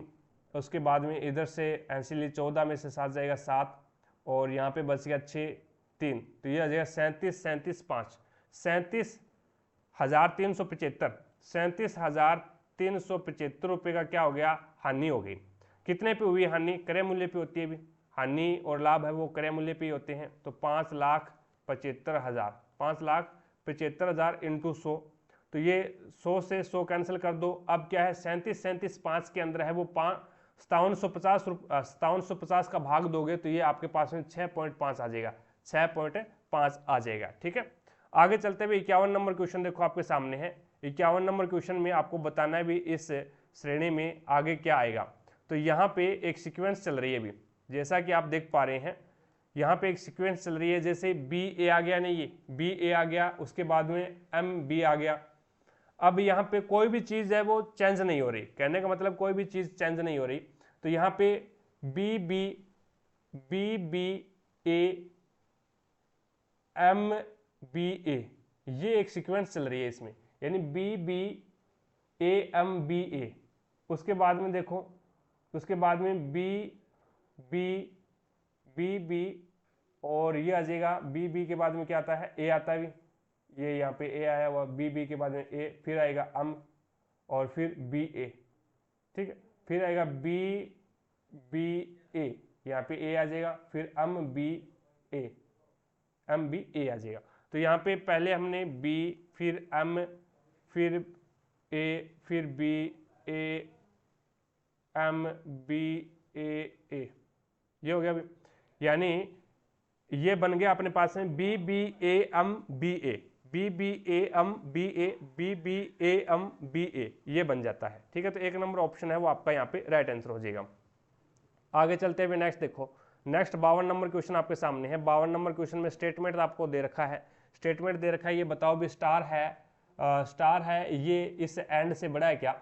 अब यहाँ पे ये स्टार भाई साहब यहाँ पे है, और एंड भाई साहब ये रे, एंड से बड़ा कौन है, हैज है, एंड से बड़ा हैज है। लेकिन यहाँ पे हैज है वो स्टार से बड़ा है, तो हम नहीं कह सकते भी स्टार है वो हैज से, एंड से बड़ा है।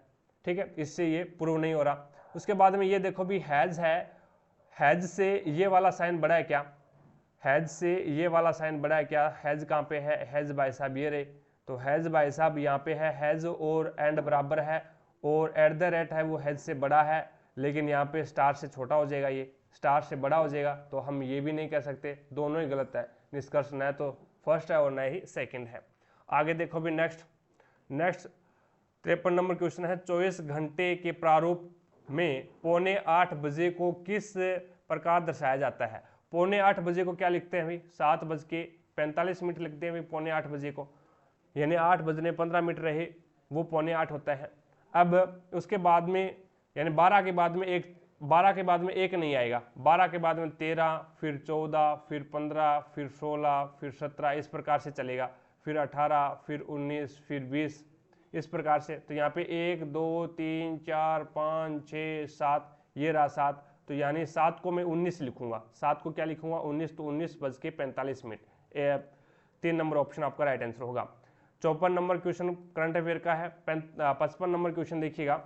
400 मीटर की दौड़ में भाग लेने के बाद आपको n टन होती है, निम्न में से कौन सा विकल्प है इसका सबसे स्टिक कारक हो सकता है। तो वो होता है ऑक्सीजन की कमी और पाइरुवेट का लैक्टिक अम्ल में परिवर्तन, यानी ऑक्सीजन की कमी। ऑक्सीजन की जब कमी आ जाती है तो पाइरुवेट है वो लैक्टिक अम्ल में बदल जाता है, जिससे हमें थकान और ऐंठन है वो महसूस होती है, और अपने को क्या है एक प्रकार से दर्द महसूस होने लग जाता है। तो यहाँ पे 3 नंबर ऑप्शन आपका राइट आंसर होगा। आगे देखो भी नेक्स्ट 56 नंबर क्वेश्चन है। निम्न में से कौन सा व्यय सर्जिकल वस्त्रों के उत्पादन में शामिल स्थिर लागत का भाग है। फिक्स्ड कॉस्ट का भाग कौन सा है, तो वो है श्रमिकों का वेतन, श्रमिकों का वेतन, यानी 4 नंबर ऑप्शन है वो आपका राइट आंसर हो जाएगा। आगे चलते हुए नेक्स्ट देखिएगा 57 नंबर क्वेश्चन है। इसने बोला है भी एक कार प्रति लीटर पेट्रोल में 25 किलोमीटर, यानी 1 लीटर पेट्रोल के अंदर वो 25 किलोमीटर है वो जाती है, 25 किलोमीटर की रेस करती है। तो बताना है कार के चालक ने कार की टंकी में 5 से ही 1/2 लीटर पेट्रोल डलवाया है। तो 1 लीटर में 25 जाती है, तो 5 लीटर में कितनी जाएगी, 25 5 125, यानी 125 किलोमीटर चली गई। उसके बाद में आधे लीटर में कितनी जाएगी, 1 लीटर में 25 जाती है, तो आधे लीटर में कितनी जाएगी भाई 12.5 किलोमीटर जाएगी, तो 12.5। तो यहाँ पे आ गया 5 2 7 3 और 137.5 कितना आ जाएगा अभी 137.5 किलोमीटर जाएगी। आगे देखो भी नेक्स्ट 58 नंबर क्वेश्चन में इसने बोला है भी रासायनिक समीकरण को संतुलित करना है। कौन सी रासायनिक समीकरण नहीं है ये आपको बताना है, संतुलित नहीं है, और रासायनिक समीकरण को संतुलित करना है ये बताना है। इसको संतुलित करना है, इसको संतुलित करना है। तो यहाँ पे देखो भी कार्बन क्या है 6 है, कार्बन यहाँ पे 6 है तो इसको 6 से गुणा कर दो। 6 से गुणा करोगे तो 6 से जैसे ही गुणा किया तो यहाँ पे ऑक्सीजन 12 हो गए। यहाँ पे देखो भी ऑक्सीजन 6 तो ये रहे, और यहाँ पे ये कितने हो गए ऑक्सीजन, यहाँ पे ऑक्सीजन 6 2 12 तो यहाँ पे है 6 यहाँ पे है, और उसके बाद में 6 यहाँ पे है, तो टोटल ऑक्सीजन कितनी हो गई, टोटल 12 और 12 24 हो गए। अब यहाँ पे कितने 6 2 12 ही है। अब इसको ऑक्सीजन को 12 करने के लिए ऑक्सीजन को कितना करना है आपको, 12 और 12 24 करना है। तो यहाँ पे 12 है और इसको आप 12 से ही गुणा कर दो। जल को 12 से गुणा करोगे तो 12 2 24, हाइड्रोजन आपके पास में कितने हो गए 24 हो गए टोटल।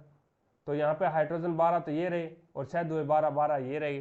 तो आपको क्या करना पड़ेगा, इसको 6 से गुणा करना पड़ेगा और जल को 12 से गुणा करना पड़ेगा, तब जाकर के आपका समीकरण है वो सही संतुलित होगा। तो यहाँ पे देखो भी यहाँ पे कार्बन डाइऑक्साइड को 6 से गुणा किया है और जल को यहाँ पे 12 से गुणा किया है, तो आपका है वो 3 नंबर ऑप्शन आपका राइट आंसर हो जाएगा। आगे देखो भी नेक्स्ट है वो 59 नंबर क्वेश्चन आपके सामने है।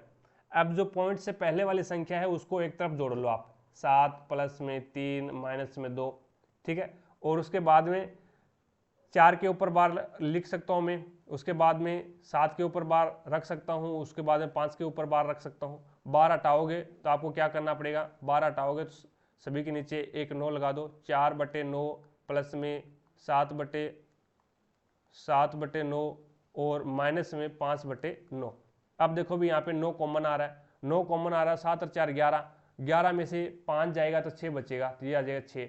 और यहाँ पे ये ऐड करो, ये ऐड करोगे आप 7 और 3 10, 10 में से 2 जाएगा तो आपके पास में बचेगा 8, तो ये 8 आ गया, यानी 8 से ही 6/9। तो इसको आप 9 8 72, 72 और 6 78, 78/9, यानी 3 नंबर ऑप्शन आपका राइट आंसर होगा। आगे देखो भी नेक्स्ट 60 नंबर क्वेश्चन आपके सामने है। उस घन की भुजा ज्ञात कीजिए जिसका आयतन है वो 729 सेंटीमीटर है। तो घन का आयतन क्या होता है, भुजा की क्यूब होता है, भुजा की क्यूब बराबर 729, तो ए बराबर कितना आ जाएगा 9, ए बराबर कितना आ जाएगा 9, यानी 4 नंबर ऑप्शन आपका राइट आंसर होगा। 61 नंबर क्वेश्चन देखो भी आपके सामने है, वो ये है निम्न में से कौन सा तत्वों के वर्गीकरण की आवश्यकता का उपयुक्त कारण नहीं है, ये आपको बताना है। तो ये हो जाएगा तत्वों को उनके रंग के अनुसार स्थान देना, ये है वो आवर्त सारणी में नहीं किया गया। भी आवर्त सारणी में बताओ भी मेरे को, भी ये बोला गया है क्या भी जो तत्व है उसका वर्गीकरण है वो रंगों के आधार पर किया गया है, तो ये उपयुक्त कारण नहीं है। इसका उपयुक्त कारण ये है भी विभिन्न तत्वों के गुणधर्मों को सहज संबंधित करना और आवर्त सारणी में तत्वों की विशिष्ट कंडीशन को समझना और तत्वों के गुणधर्मों में आवर्त को समझना। तो यहाँ पे उनको रंगों के आधार पर है वो उसका वर्गीकरण के अंदर है वो उसको सीट नहीं दी गई है। 3 नंबर ऑप्शन आपका राइट आंसर होगा। 62 नंबर क्वेश्चन देखो भी आपके सामने है। इसमें क्या करना है आपको, निकटतम लगभग मान ज्ञात करना है। ये देखो बोला गया है तो 142 है, ये 12 के स्क्वायर यानी 144 के करीबन है, प्लस में 52 और भाग में 26 इंटू 5 माइनस में 80 है वो 9 के स्क्वायर के बराबर होता है, भी लगभग 81 और 80, ठीक है। और ब्रैकेट और बाहर है वो आपको 2 दे रखा है। 26 से कम 26, 26 2 52 होते हैं, 5 2 10, 10 माइनस में 9 और प्लस में 12, तो यहाँ पे ये कितना बचेगा आपके पास में 12 और 1 13 हो जाएगा भी यहाँ पे, क्योंकि माइनस का 9 और प्लस का 10 है, तो यहाँ पे 13 बचेगा और 13 2 26, तो आपका राइट आंसर हो जाएगा 26, यानी 2 नंबर ऑप्शन आपका राइट आंसर होगा। आगे देखो भी 63 नंबर क्वेश्चन है। इंदिरा गांधी नहर भारत के किस राज्य या फिर संघ शासित प्रदेश में स्थित है, तो वो इंदिरा गांधी नहर है वो राजस्थान के अंदर है। अभी 4 नंबर ऑप्शन आपका राइट आंसर होगा। एक आपसे छोटी सी रिक्वेस्ट है भी, अगर आप चैनल पर नए हैं तो चैनल को सब्सक्राइब करें, पास में लगे बेल आइकन को जरूर दबाएं, ताकि अपन जैसे ही नेक्स्ट वीडियो लेके आएँ तो उसका नोटिफिकेशन सबसे पहले आपके पास पहुंचे और आप तुरंत उसका लाभ उठा सको। वीडियो पसंद आ रही है तो दिल से लाइक करें, ज़्यादा से ज़्यादा शेयर करें अपने सभी दोस्तों के साथ में, ताकि सभी दोस्तों को क्लास का लाभ मिले, भी उनको भी पता लगे रेलवे ग्रुप डी में किस लेवल के क्वेश्चन पूछे जाते हैं। आगे चलते हुए नेक्स्ट देखिएगा, नेक्स्ट 64 नंबर क्वेश्चन आपके सामने है। अब यहाँ पे ये समुच्चय दे रखा है आपको 7, 150 और 23, 7, 150 और 23। उसके बाद में इसमें देखो भी क्या नियम लग रहा है, बाहर वाली संख्या को ऐड करो, 23 में 7 जोड़ोगे तो 30 आ जाएगा, 30 को फिर क्या करो 5 से गुणा कर दो, 150 आ गया।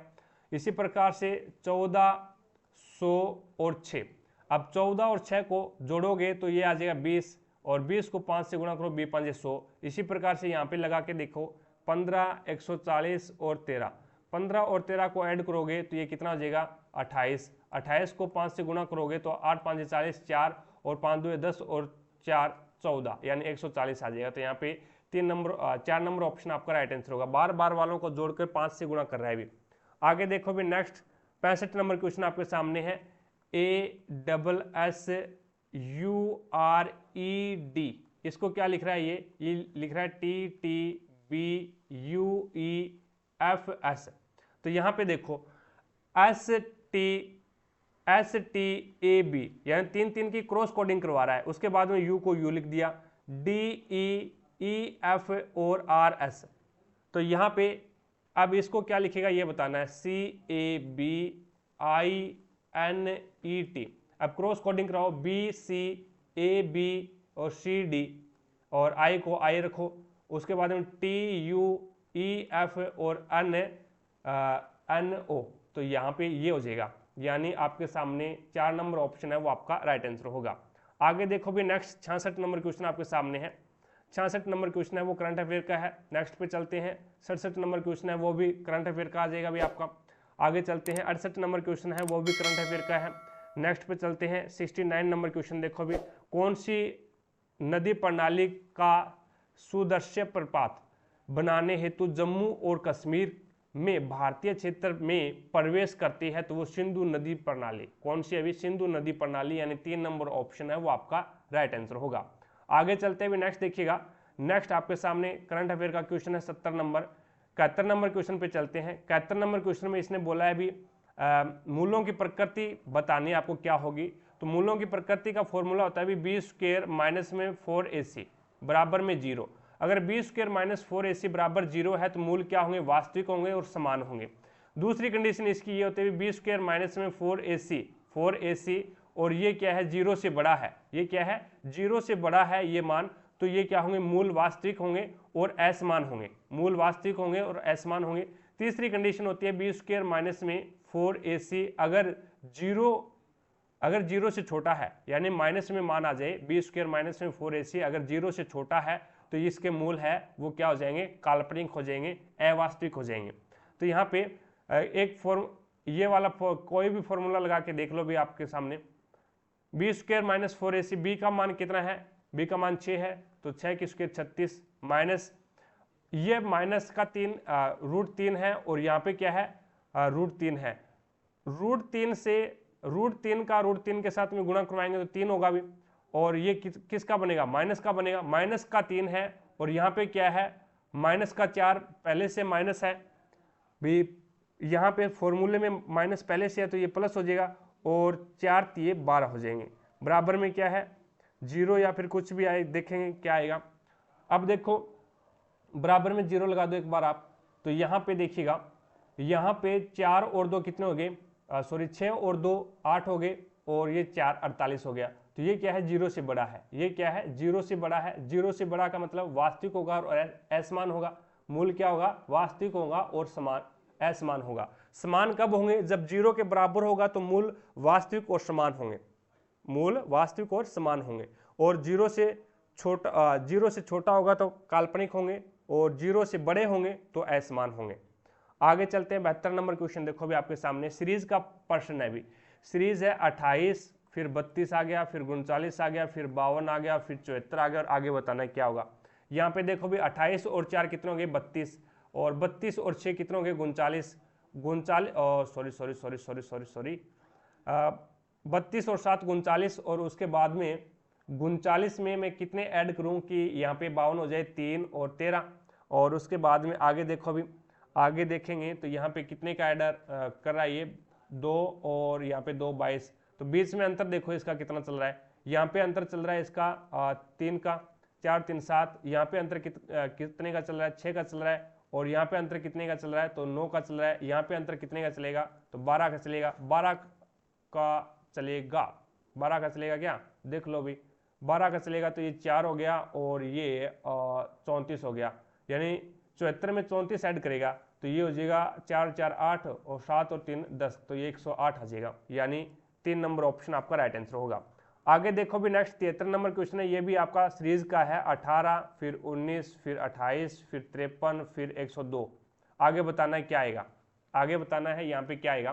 तो 18 एक बढ़ा दिया, उसके बाद में यहाँ पे देखो कितना बढ़ा रहा है ये यहाँ पे बढ़ा रहा है 9 बढ़ा दिया। उसके बाद में देखो यहाँ पे कितना बढ़ा रहा है ये, अब ये इसने बढ़ा दिया 5 और यानी इधर से एंसिली 2 25 बढ़ा दिया। उसके बाद में यहाँ पे देखो भी कितना बढ़ा रहा है ये यहाँ पे बढ़ा रहा है 9 और 49।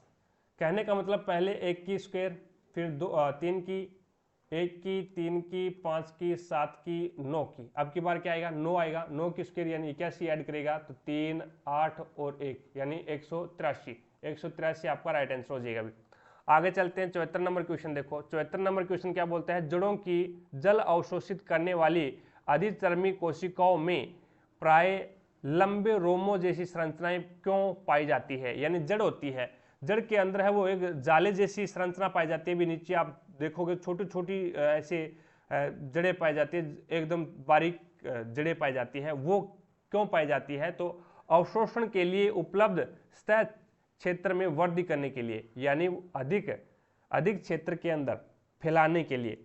अधिक क्षेत्र से क्या है वो अवशोषण कर सके जल का। तो ये क्या है, अवशोषण के लिए उपलब्ध सतह क्षेत्र होता है ना, उसमें वृद्धि करने के लिए वो क्या है, अधिरोमों को यानी रोमो जैसी संरचनाएं है वो उसमें उपलब्ध होती है। 1 नंबर ऑप्शन आपका राइट आंसर होगा। आगे देखो भी नेक्स्ट आपके सामने 75 नंबर क्वेश्चन है। 75 नंबर क्वेश्चन में 5 डिब्बे है G, T, Y, R और U, एक के ऊपर एक रखा गया, किंतु इसी क्रम में है, ये अनिवार्य नहीं है। T और Y के बीच में केवल 2 डिब्बे रखे गए हैं। T और Y के बीच में केवल 2 डिब्बे हैं, ये लो Y वाला आ गया। अब क्या है, किंतु T न तो सबसे नीचे है और न ही सबसे ऊपर है। न तो सबसे नीचे है और न ही सबसे ऊपर है, तो सबसे ऊपर नहीं है तो कहने का मतलब आदमी ऊपर आ जाएगा यहाँ पे। अब इसने क्या बोला है, किंतु T न तो सबसे नीचे है और न ही सबसे ऊपर है और न ही Y के ऊपर किसी स्थान पर है, तो कहने का मतलब Y फिर ऊपर आएगा, वे T नीचे आएगा। ठीक है, तो यहाँ पे देखो अभी Y ऊपर आ गया, फिर 2 व्यक्ति इसके बीच में आ गए, यहाँ पे T आ गया और नीचे 1 आ जाएगा। नीचे व्यक्ति आएगा भी क्योंकि T है वो न तो सबसे ऊपर है न सबसे नीचे है। तो यहाँ पे इसने बोला है भी T का नीचे से स्थान कौन सा है, तो T का नीचे से स्थान दूसरा हो जाएगा। 4 नंबर ऑप्शन आपका राइट आंसर होगा। आगे देखो भी नेक्स्ट 76 नंबर क्वेश्चन है। उस विकल्प का चयन कीजिए जब जिंक धातु की एक पट्टी को कॉपर सल्फेट के विलयन में रखा जाता है। Zn जिंक होता है और कॉपर सल्फेट CuSO4 होता है, इसके अंदर रखा जाता है। तो जिंक क्या है, ज्यादा अभिक्रियाशील है, किसके अकॉर्डिंग, कॉपर के अकॉर्डिंग। कॉपर के अकॉर्डिंग है वो जिंक ज्यादा अभिक्रियाशील है, तो जिंक क्या करेगा, कॉपर को हटा देगा और आप क्या बना लेगा, जिंक ZnOSO4 जिंक सल्फेट बना लेगा। तो यहाँ पे जिंक क्या करेगा, जिंक कॉपर सल्फेट के कॉपर को विस्थापित कर देता है, तो यहाँ पे विस्थापन अभिक्रिया हो जाती है। 1 नंबर सही है भी। दूसरा देखो भी यहाँ पे कॉपर सल्फेट विलयन का नीला रंग फीका नहीं पड़ता, गलत। उसके बाद में जिंक की पट्टी पर तांबा धातु का नीला निक्षेप बनता है, ये भी गलत। यानी आपको देखने की जरूरत नहीं है और को, क्योंकि इसमें ऑप्शन देखो भी एक ही दे रखे हैं, ऑप्शन है वो भी क्या है, एक में ही दे रखे हैं अभी। तो यहाँ पे 3 नंबर ऑप्शन है वो आपका राइट आंसर हो जाएगा। आगे देखो भी नेक्स्ट 77 नंबर क्वेश्चन आपके सामने है। फरवरी 1922 में किस घटना ने महात्मा गांधी को अपना असहयोग आंदोलन समाप्त करने के लिए प्रेरित किया, तो वो चोरा चोरी कांड ने। चोरा चोरी कांड यानी 3 नंबर ऑप्शन आपका राइट आंसर होगा। आगे देखो भी नेक्स्ट 78 नंबर क्वेश्चन आपके सामने है। इसने बोला है भी निम्न में से कौन सी एकाधिकार बाजार की विशेषता है। एकाधिकार बाजार की विशेषता कौन सी है, ये आपको यहाँ पे बताना है। तो इसमें हो जाएगा किसी विशेष वस्तु का एक ही उत्पादक होता है। एकाधिकार में क्या होता है, कोई विशेष वस्तु है उसका क्या है, किसी विशेष वस्तु का एक ही उत्पादक होता है, यानी उसको उत्पादन करने वाला एक ही होता है। उसके बाद में कोई अन्य वस्तु इस वस्तु के विकल्प के बारे में कारगर साबित नहीं होती। अगर हमें क्या है, कोई वस्तु ए है, अब कोई वस्तु ए है, ये हमारे पास नहीं है, अब हम क्या है, इस वस्तु की जगह कोई भी वस्तु बी काम में नहीं ले सकते, क्योंकि हमारे पास में क्या है, इसने बोला भी कोई अन्य वस्तु इस वस्तु के विकल्प के रूप में कारगर साबित नहीं हो सकती, यानी हमारे पास ए नहीं है तो हम ए की जगह बी काम में नहीं ले सकते। हमारे पास ए है वो अपनी ही जगह कारगर होगी, यानी ए की जगह ए ही काम आएगी, बी काम नहीं आ सकती। तो ये दोनों हो जाएगा, फर्स्ट और सेकंड दोनों है वो क्या है, एकाधिकार बाजार की विशेषता है। आगे देखो भी नेक्स्ट 79 नंबर क्वेश्चन आपके सामने है। निम्न में से कौन सी भाषा पूर्वोत्तर भारत के लोगों द्वारा बोली जाने वाली एक चीन तिब्बती भाषा है, तो वो बोडो हो जाएगी। बोडो यानी 3 नंबर ऑप्शन है वो आपका राइट आंसर होगा, जो कि पूर्वोत्तर भारत के लोगों द्वारा बोली जाने वाली चीनी तिब्बती भाषा हो जाएगी। आगे देखो भी 80 नंबर क्वेश्चन है। एक वर्ताकार मेज के प्रीत 8 व्यक्ति हैं, भी कितने हैं, 8 मंत्री हैं, 1 2 3 4 5 6 7 8। अब देखो इसने क्या बोला है, एस है वो एस और एक्स के बीच में केवल वी बैठा है, तो एस और एक्स के बीच में वी बैठा है। उसमें बोला है जेड और डब्ल्यू के बीच में केवल टी बैठा है, एक बार इसको होल्ड रखो। आगे देखो वाई और डब्ल्यू, वाई डब्ल्यू के बाएं और चौथे स्थान पर बैठा है, जबकि एस टी के बाईं और चौथे स्थान पर बैठा है। एस है ना वो टी के बाईं और चौथे स्थान पर बैठा है, तो टी को मैं यहाँ पे बिठा दूं, पहला दूसरा तीसरा और चौथा, एस चौथे स्थान पे आ जाएगा बाईं ओर। अब यहाँ पे वापस चलो, जेड और डब्ल्यू के बीच में केवल टी बैठा है, जेड और डब्ल्यू के बीच में केवल टी बैठा है। उसके बाद में जेड और डब्ल्यू की कंडीशन है वो चेंज भी हो सकती है। अभी इसने बोला भी वाई डब्ल्यू के बाईं और चौथे स्थान पर है, वाई है ना, कहाँ पे है वाई, वाई डब्ल्यू के बाईं ओर, तो बायां ये होगा, पहला दूसरा तीसरा और चौथा, तो यहाँ पे क्या आ जाएगा, वाई आ जाएगा, चौथे स्थान पर बैठा है। उसके बाद में इसने बोला है जेड वाई के बाईं और दूसरे स्थान पर है, जेड है ना ये रहा जेड, और वाई का ये रहा वाई, वाई के बाईं और दूसरे स्थान पर है, पहला और दूसरा स्थान आ गया, कोई दिक्कत नहीं है। कौन सा मंत्री एक्स के बाईं और चौथे स्थान पर है, कौन सा मंत्री है वो एक्स के बाईं और चौथे स्थान पर है, तो यहाँ पे देखो भी एक शीट बची है, उस पे कौन आएगा पहले, तो ये देखो आप, तो यहाँ पे आ जाएगा यू भाई साहब आ जाएगा यहाँ पे यू, तो एक्स ये रहा, एक्स के बाईं और पहला दूसरा तीसरा और चौथा यू ही आएगा भी, तो यहाँ पे 1 नंबर ऑप्शन आपका राइट आंसर होगा। 81 नंबर क्वेश्चन देखो भी, भारतीय संविधान का पंचायती राज संस्थान से संबंधित है, तो वो आपका राइट आंसर हो जाएगा भाग 9। भाग 9 है वो पंचायती राज से संबंधित हो जाएगा, और आर्टिकल की बात करें तो ये 43 हो जाएगा, 43 ए से ओ, 43 से ए से ओ हो जाएगा, 43 से ए से ओ, यानी भाग 9 आपका यहाँ पे राइट आंसर होगा। आगे देखो भी नेक्स्ट आपके सामने ये एक शब्द दे रखा है, इसमें प्रत्येक व्यंजन को अंग्रेजी वर्ण वाला क्रम में उसके अगले अक्षर में बदल दिया जाए, और प्रत्येक स्वर को अंग्रेजी वर्ण वाला क्रम में उसके पूर्ववर्ती यानी पहले वाले अक्षर से बदल दिया जाए, तो इस प्रकार बने अक्षर में इनमें से कौन से अक्षर 2 बार आएंगे, ये आपको बताना है। तो यहाँ पे व्यंजन को तो ये क्या कर रहा है, व्यंजन को तो ये आगे वाले अक्षर से चेंज कर रहा है, और यहाँ पे स्वर को ये क्या कर रहा है, स्वर को ये पूर्ववर्ती यानी पहले वाले से, तो सी डी, और उसके बाद में ओ एक स्वर है, तो यहाँ पे ये एन में चेंज हो जाएगा, यानी पीछे चले जाएगा, एम और N, M N P Q और जेड, और उसके बाद में आपका हो जाएगा आर है वो चला जाएगा आर एस में, और ई है वो किस में चला जाएगा, ई है वो डी में चला जाएगा। तो यहाँ पे डी और एन 2 बार आए हैं, तो यहाँ पे डी और एन है वो 2 बार आए हैं। अभी आगे चलते हुए नेक्स्ट 83 नंबर क्वेश्चन आपके सामने है, यदि एक त्रिभुज का एक कोण अन्य 2 कोणों के योग के बराबर है, तो त्रिभुज आपको बताना है क्या होगा। त्रिभुज का एक कोण आपको पता होगा भी, त्रिभुज का एक कोण है वो अन्य 2 कोणों के बराबर है, तो त्रिभुज समकोण होगा भी।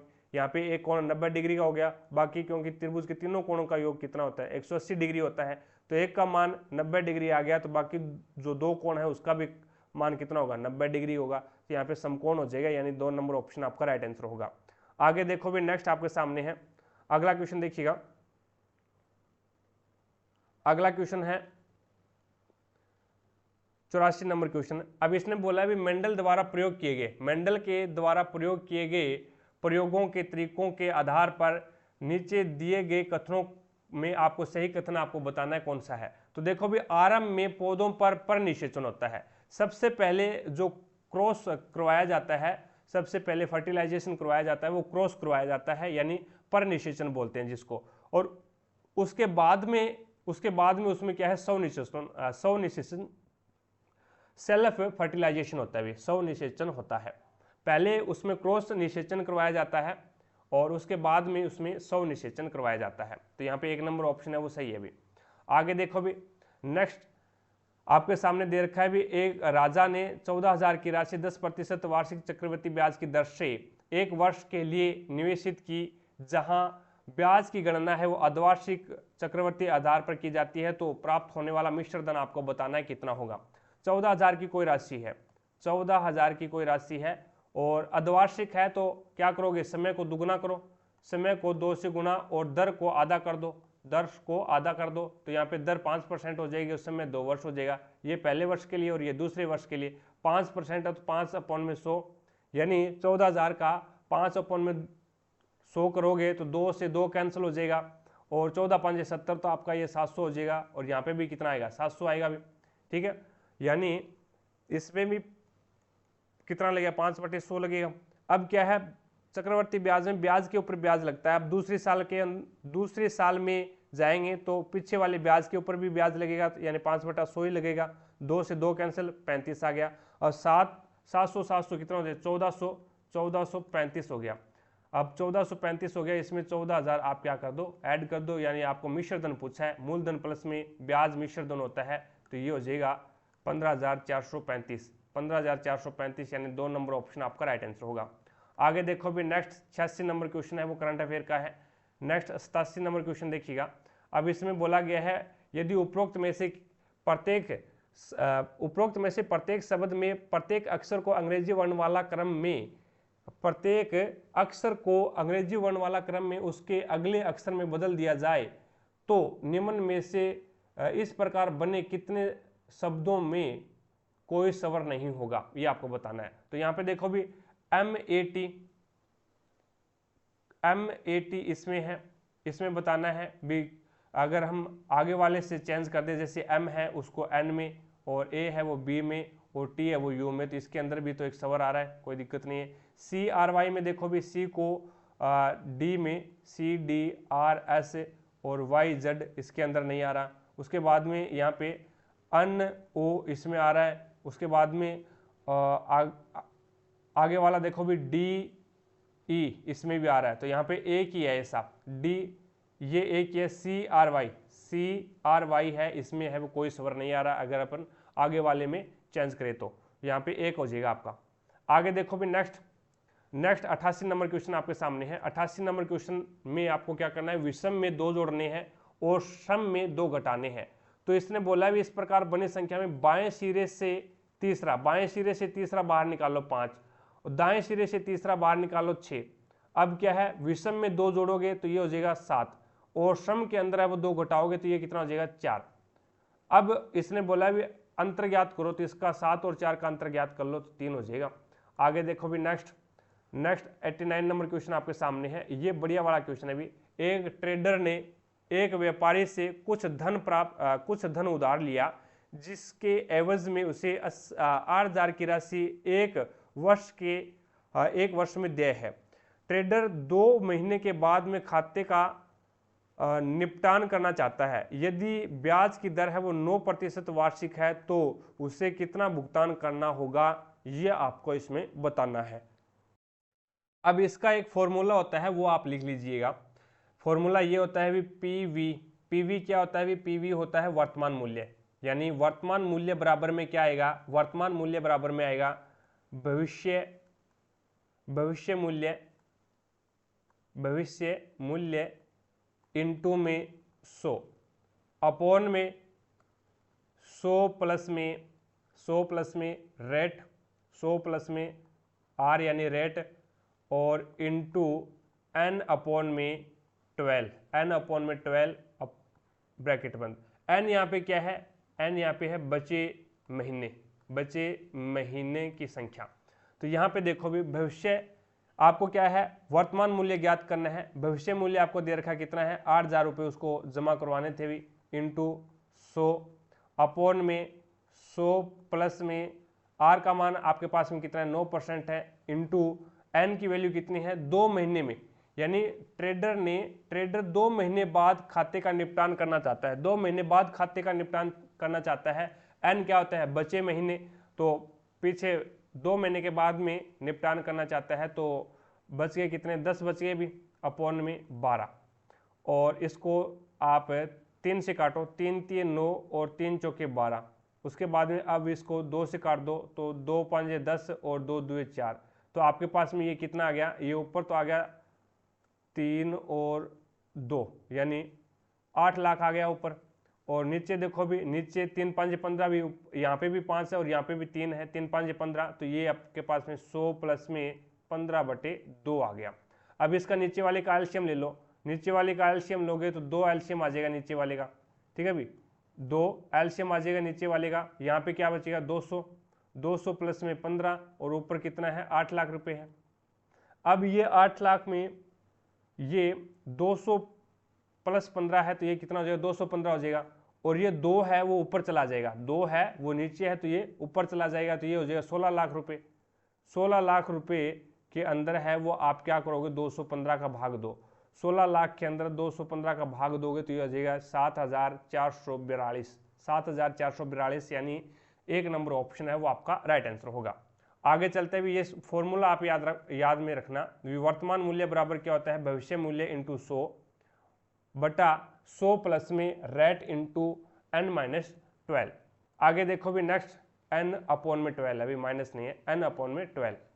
आगे देखो भी नेक्स्ट आपके सामने है निम्न स्थितियों में प्रेरित विभवांतर के परिमाण और दिशा पर विचार करना है आपको। एक सीधे धारावाही तार है, एक सीधे धारावाही तार के किसी स्थिर कुंडली की ओर 1.5 मीटर पर सेकंड की चाल से गतिमान होने पर, यानी जो कुंडली है वो क्या है, कुंडली है वो स्थिर है, यानी इसने बोला भी स्थिर कुंडली स्थिर है, लेकिन उसमें जो धारावाही तार में स्थिर कुंडली में स्थिर कुंडली की ओर 1.5 मीटर पर सेकंड की चाल से गतिमान होने पर कुंडली यहाँ पे भी स्थिर है।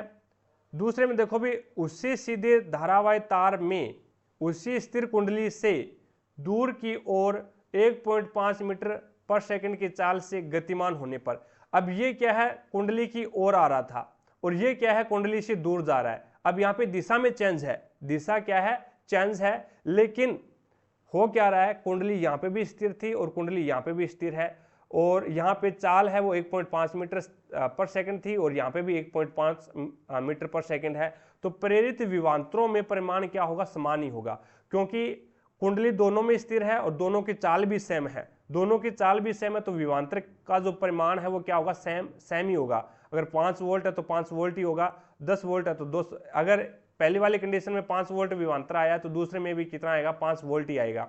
लेकिन उपरोक्त दोनों कंडीशनों में क्या हो जाएगा, चिन्ह यानी विपरीत हो जाएगा। दिशा क्या है, विपरीत है। पहले में क्या है, कुंडली की ओर आ रही है और दूसरे में क्या आ रहा है, कुंडली से दूर जा रही है, तो यहाँ पे दिशा उसकी क्या हो जाएगी, चिन्ह उसके क्या हो जाएंगे, विपरीत हो जाएंगे। आगे चलते हैं, 91 नंबर क्वेश्चन देखो भी आपके सामने है।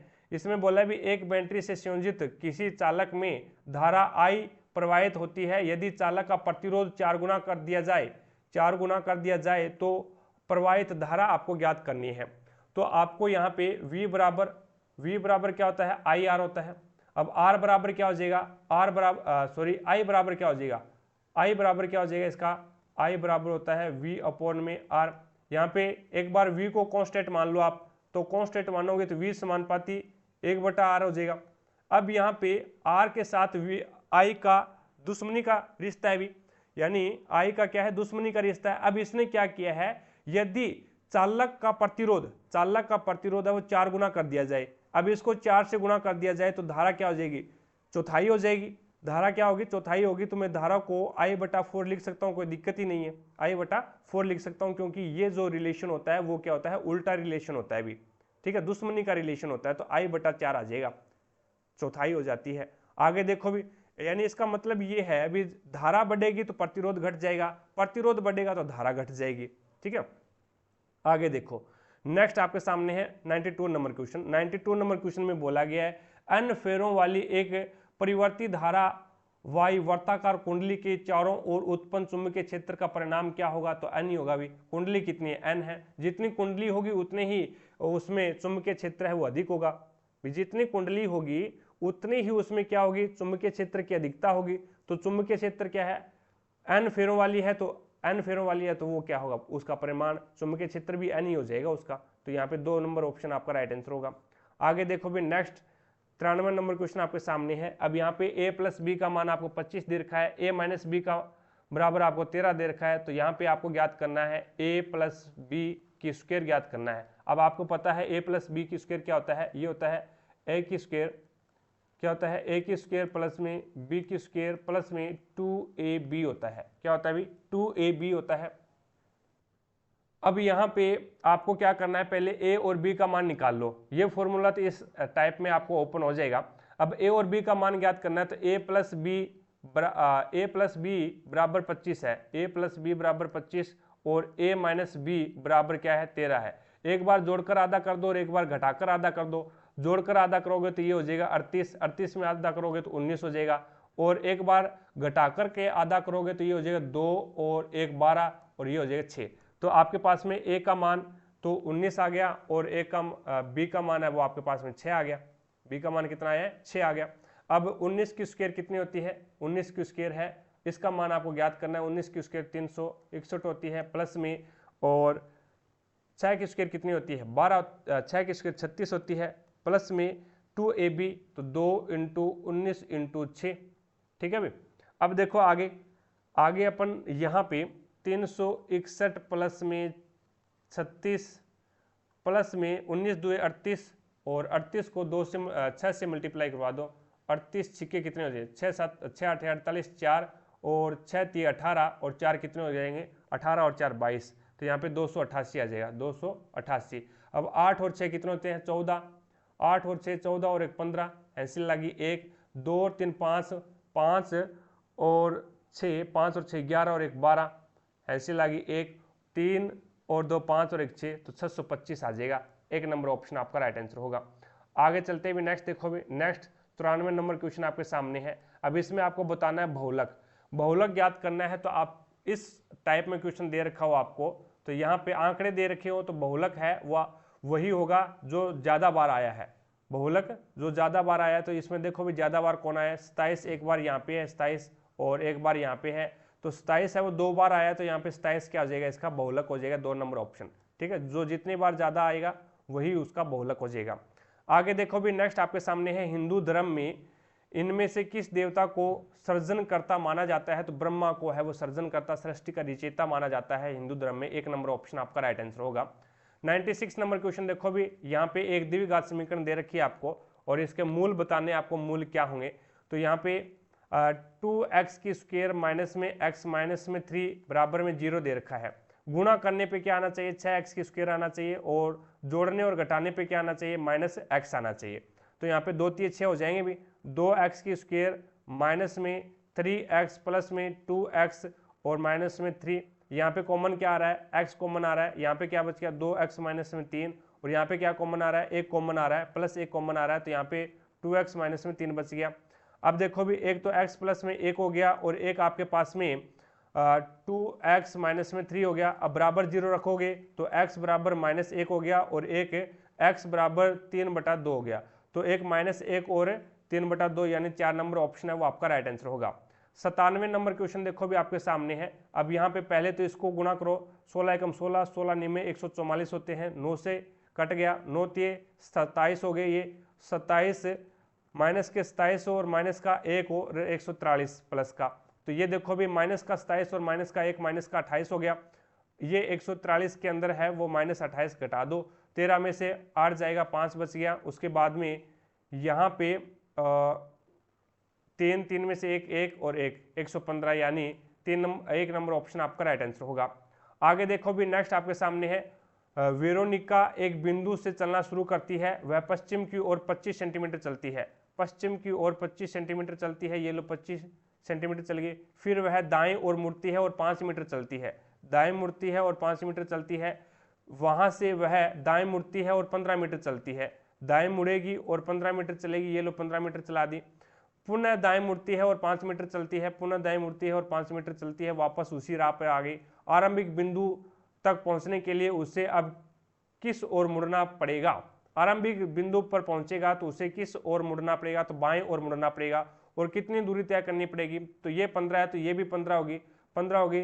टोटल कितनी है? ये 25 है, 25 में से 15 जाएगा तो 10, तो उसे बाएं मुड़कर 10 मीटर चलना पड़ेगा, यानी एक नंबर ऑप्शन आपका राइट आंसर होगा। आगे देखो भी 99 नंबर क्वेश्चन आपके सामने है। इसमें बोला है भी आपने जल में रियो की पत्ती की एक अस्थायी स्लाइड तैयार करनी है। जब आप स्लाइड पर चीनी का प्रबल विलयन डालते हैं तो उसमें क्या परिवर्तन दिखाई देता है? तो कोशिकाएं जल का उत्सर्जन करेगी, जिसकी वजह से कोशिकाओं के अंदर मौजूद सामग्री सिकुड़कर कोशिका भित्ति से दूर हो जाएगी, यानी 2 नंबर ऑप्शन आपका राइट आंसर होगा। कोशिका है वो जल का उत्सर्जन करेगी, कोशिका क्या करेगी? जल का उत्सर्जन करेगी, जल का निर्माण करेगी, जिसकी वजह से कोशिका के अंदर जो मौजूद सामग्री है वो सिकुड़ करके क्या हो जाएगी? कोशिका भित्ति से दूर हो जाएगी। आगे देखो भी नेक्स्ट 100 नंबर क्वेश्चन आपके सामने है, और 100 नंबर क्वेश्चन में इसने बोला भी एक पुत्र की वर्तमान आयु उसकी माता की आयु के 2/5 भाग के बराबर है। तो मैंने माता की आयु है वो 1 मान ली, माता की आयु 1 मान ली, ये माता है और ये पुत्र है, तो पुत्र की आयु 2/5 हो जाएगी। पुत्र की आयु कितनी हो जाएगी? 2/5, तो ये 5 यहाँ पे नीचे है तो ये चला जाएगा दूसरी साइड में, यहाँ पे आ जाएगा 5, तो ये अपने पास में क्या बन गया? 5:2 बन गया। अब 5 वर्ष बाद उसकी आयु उसकी माता की आयु की आधी रह जाती है। 5 वर्ष के बाद में उसकी आयु है वो उसकी माता की आयु से आधी रह जाती है। तो यहाँ पे अगर मैं इसको 2 लिख दूं तो अब मेरे पास में जो कहने का मतलब ये है भी अनुपात बनाऊंगा तो एकदम सही हो जाएगा भी। 2 यानी माता की आयु मैंने वाली 2 थी, तो यहाँ पे इसकी आधी रह जाती है तो उसकी 1 हो जाएगी। ये अपने पास में रेशियो बन गया। अब ये रेशियो है वो 5 साल बाद का है और ये 5 साल पहले का है। अब देखो भी अंतर कितने का आ रहा है? यहाँ पे 1 का अंतर है और यहाँ पे देखो भी यहाँ पे 3 का अंतर है। तो ये अंतर है वो समान करने के लिए ऊपर वाले अनुपात का अंतर देखो 3 का, नीचे वाले अनुपात का अंतर देखो 1 का। तो नीचे वाले अनुपात के अंतर से ऊपर वाले को गुणा कर दो और ऊपर वाले से नीचे वाले को गुणा कर दो, तो यहाँ पे 5:2 और 3 से गुणा करें 3 2 6 और 3 एकम 3। तो यहाँ पे हमारे अनुसार अंतर 1 का है, लेकिन वो बोल रहा है 5 का है। तो 1 बराबर 5 उसने पूछा क्या है? तो उसकी माता की आयु कितनी है? माता की वर्तमान आयु पूछिए, तो वर्तमान आयु का रेशियो 5 है। अब ये रेशियो काम में नहीं लेना आपको, 5 5 25, तो यहाँ पे 4 नंबर ऑप्शन है वो आपका राइट आंसर होगा। तो आई होप हमने आज 100 क्वेश्चन यानी एक पेपर और कंप्लीट कर लिया है। तो प्रत्येक क्वेश्चन है वो आपको ईजी तरीके से समझ में आया होगा भी। अगर फिर भी कोई भी क्वेश्चंस में आपको डाउट लगती है तो मुझे कमेंट सेक्शन में कमेंट करके जरूर बताएं, भी आपके डाउट को क्लियर किया जाएगा। अगली जो क्लास रहेगी आपकी वो रहेगी 30 अगस्त 2022 को पहली पारी का जो पेपर है उस पर रहेगी। आज वाला पेपर आपको कैसा लगा, क्लास कैसी लगी है, कमेंट सेक्शन में कमेंट करके जरूर बताएं, भी अपना फीडबैक जरूर दीजिएगा।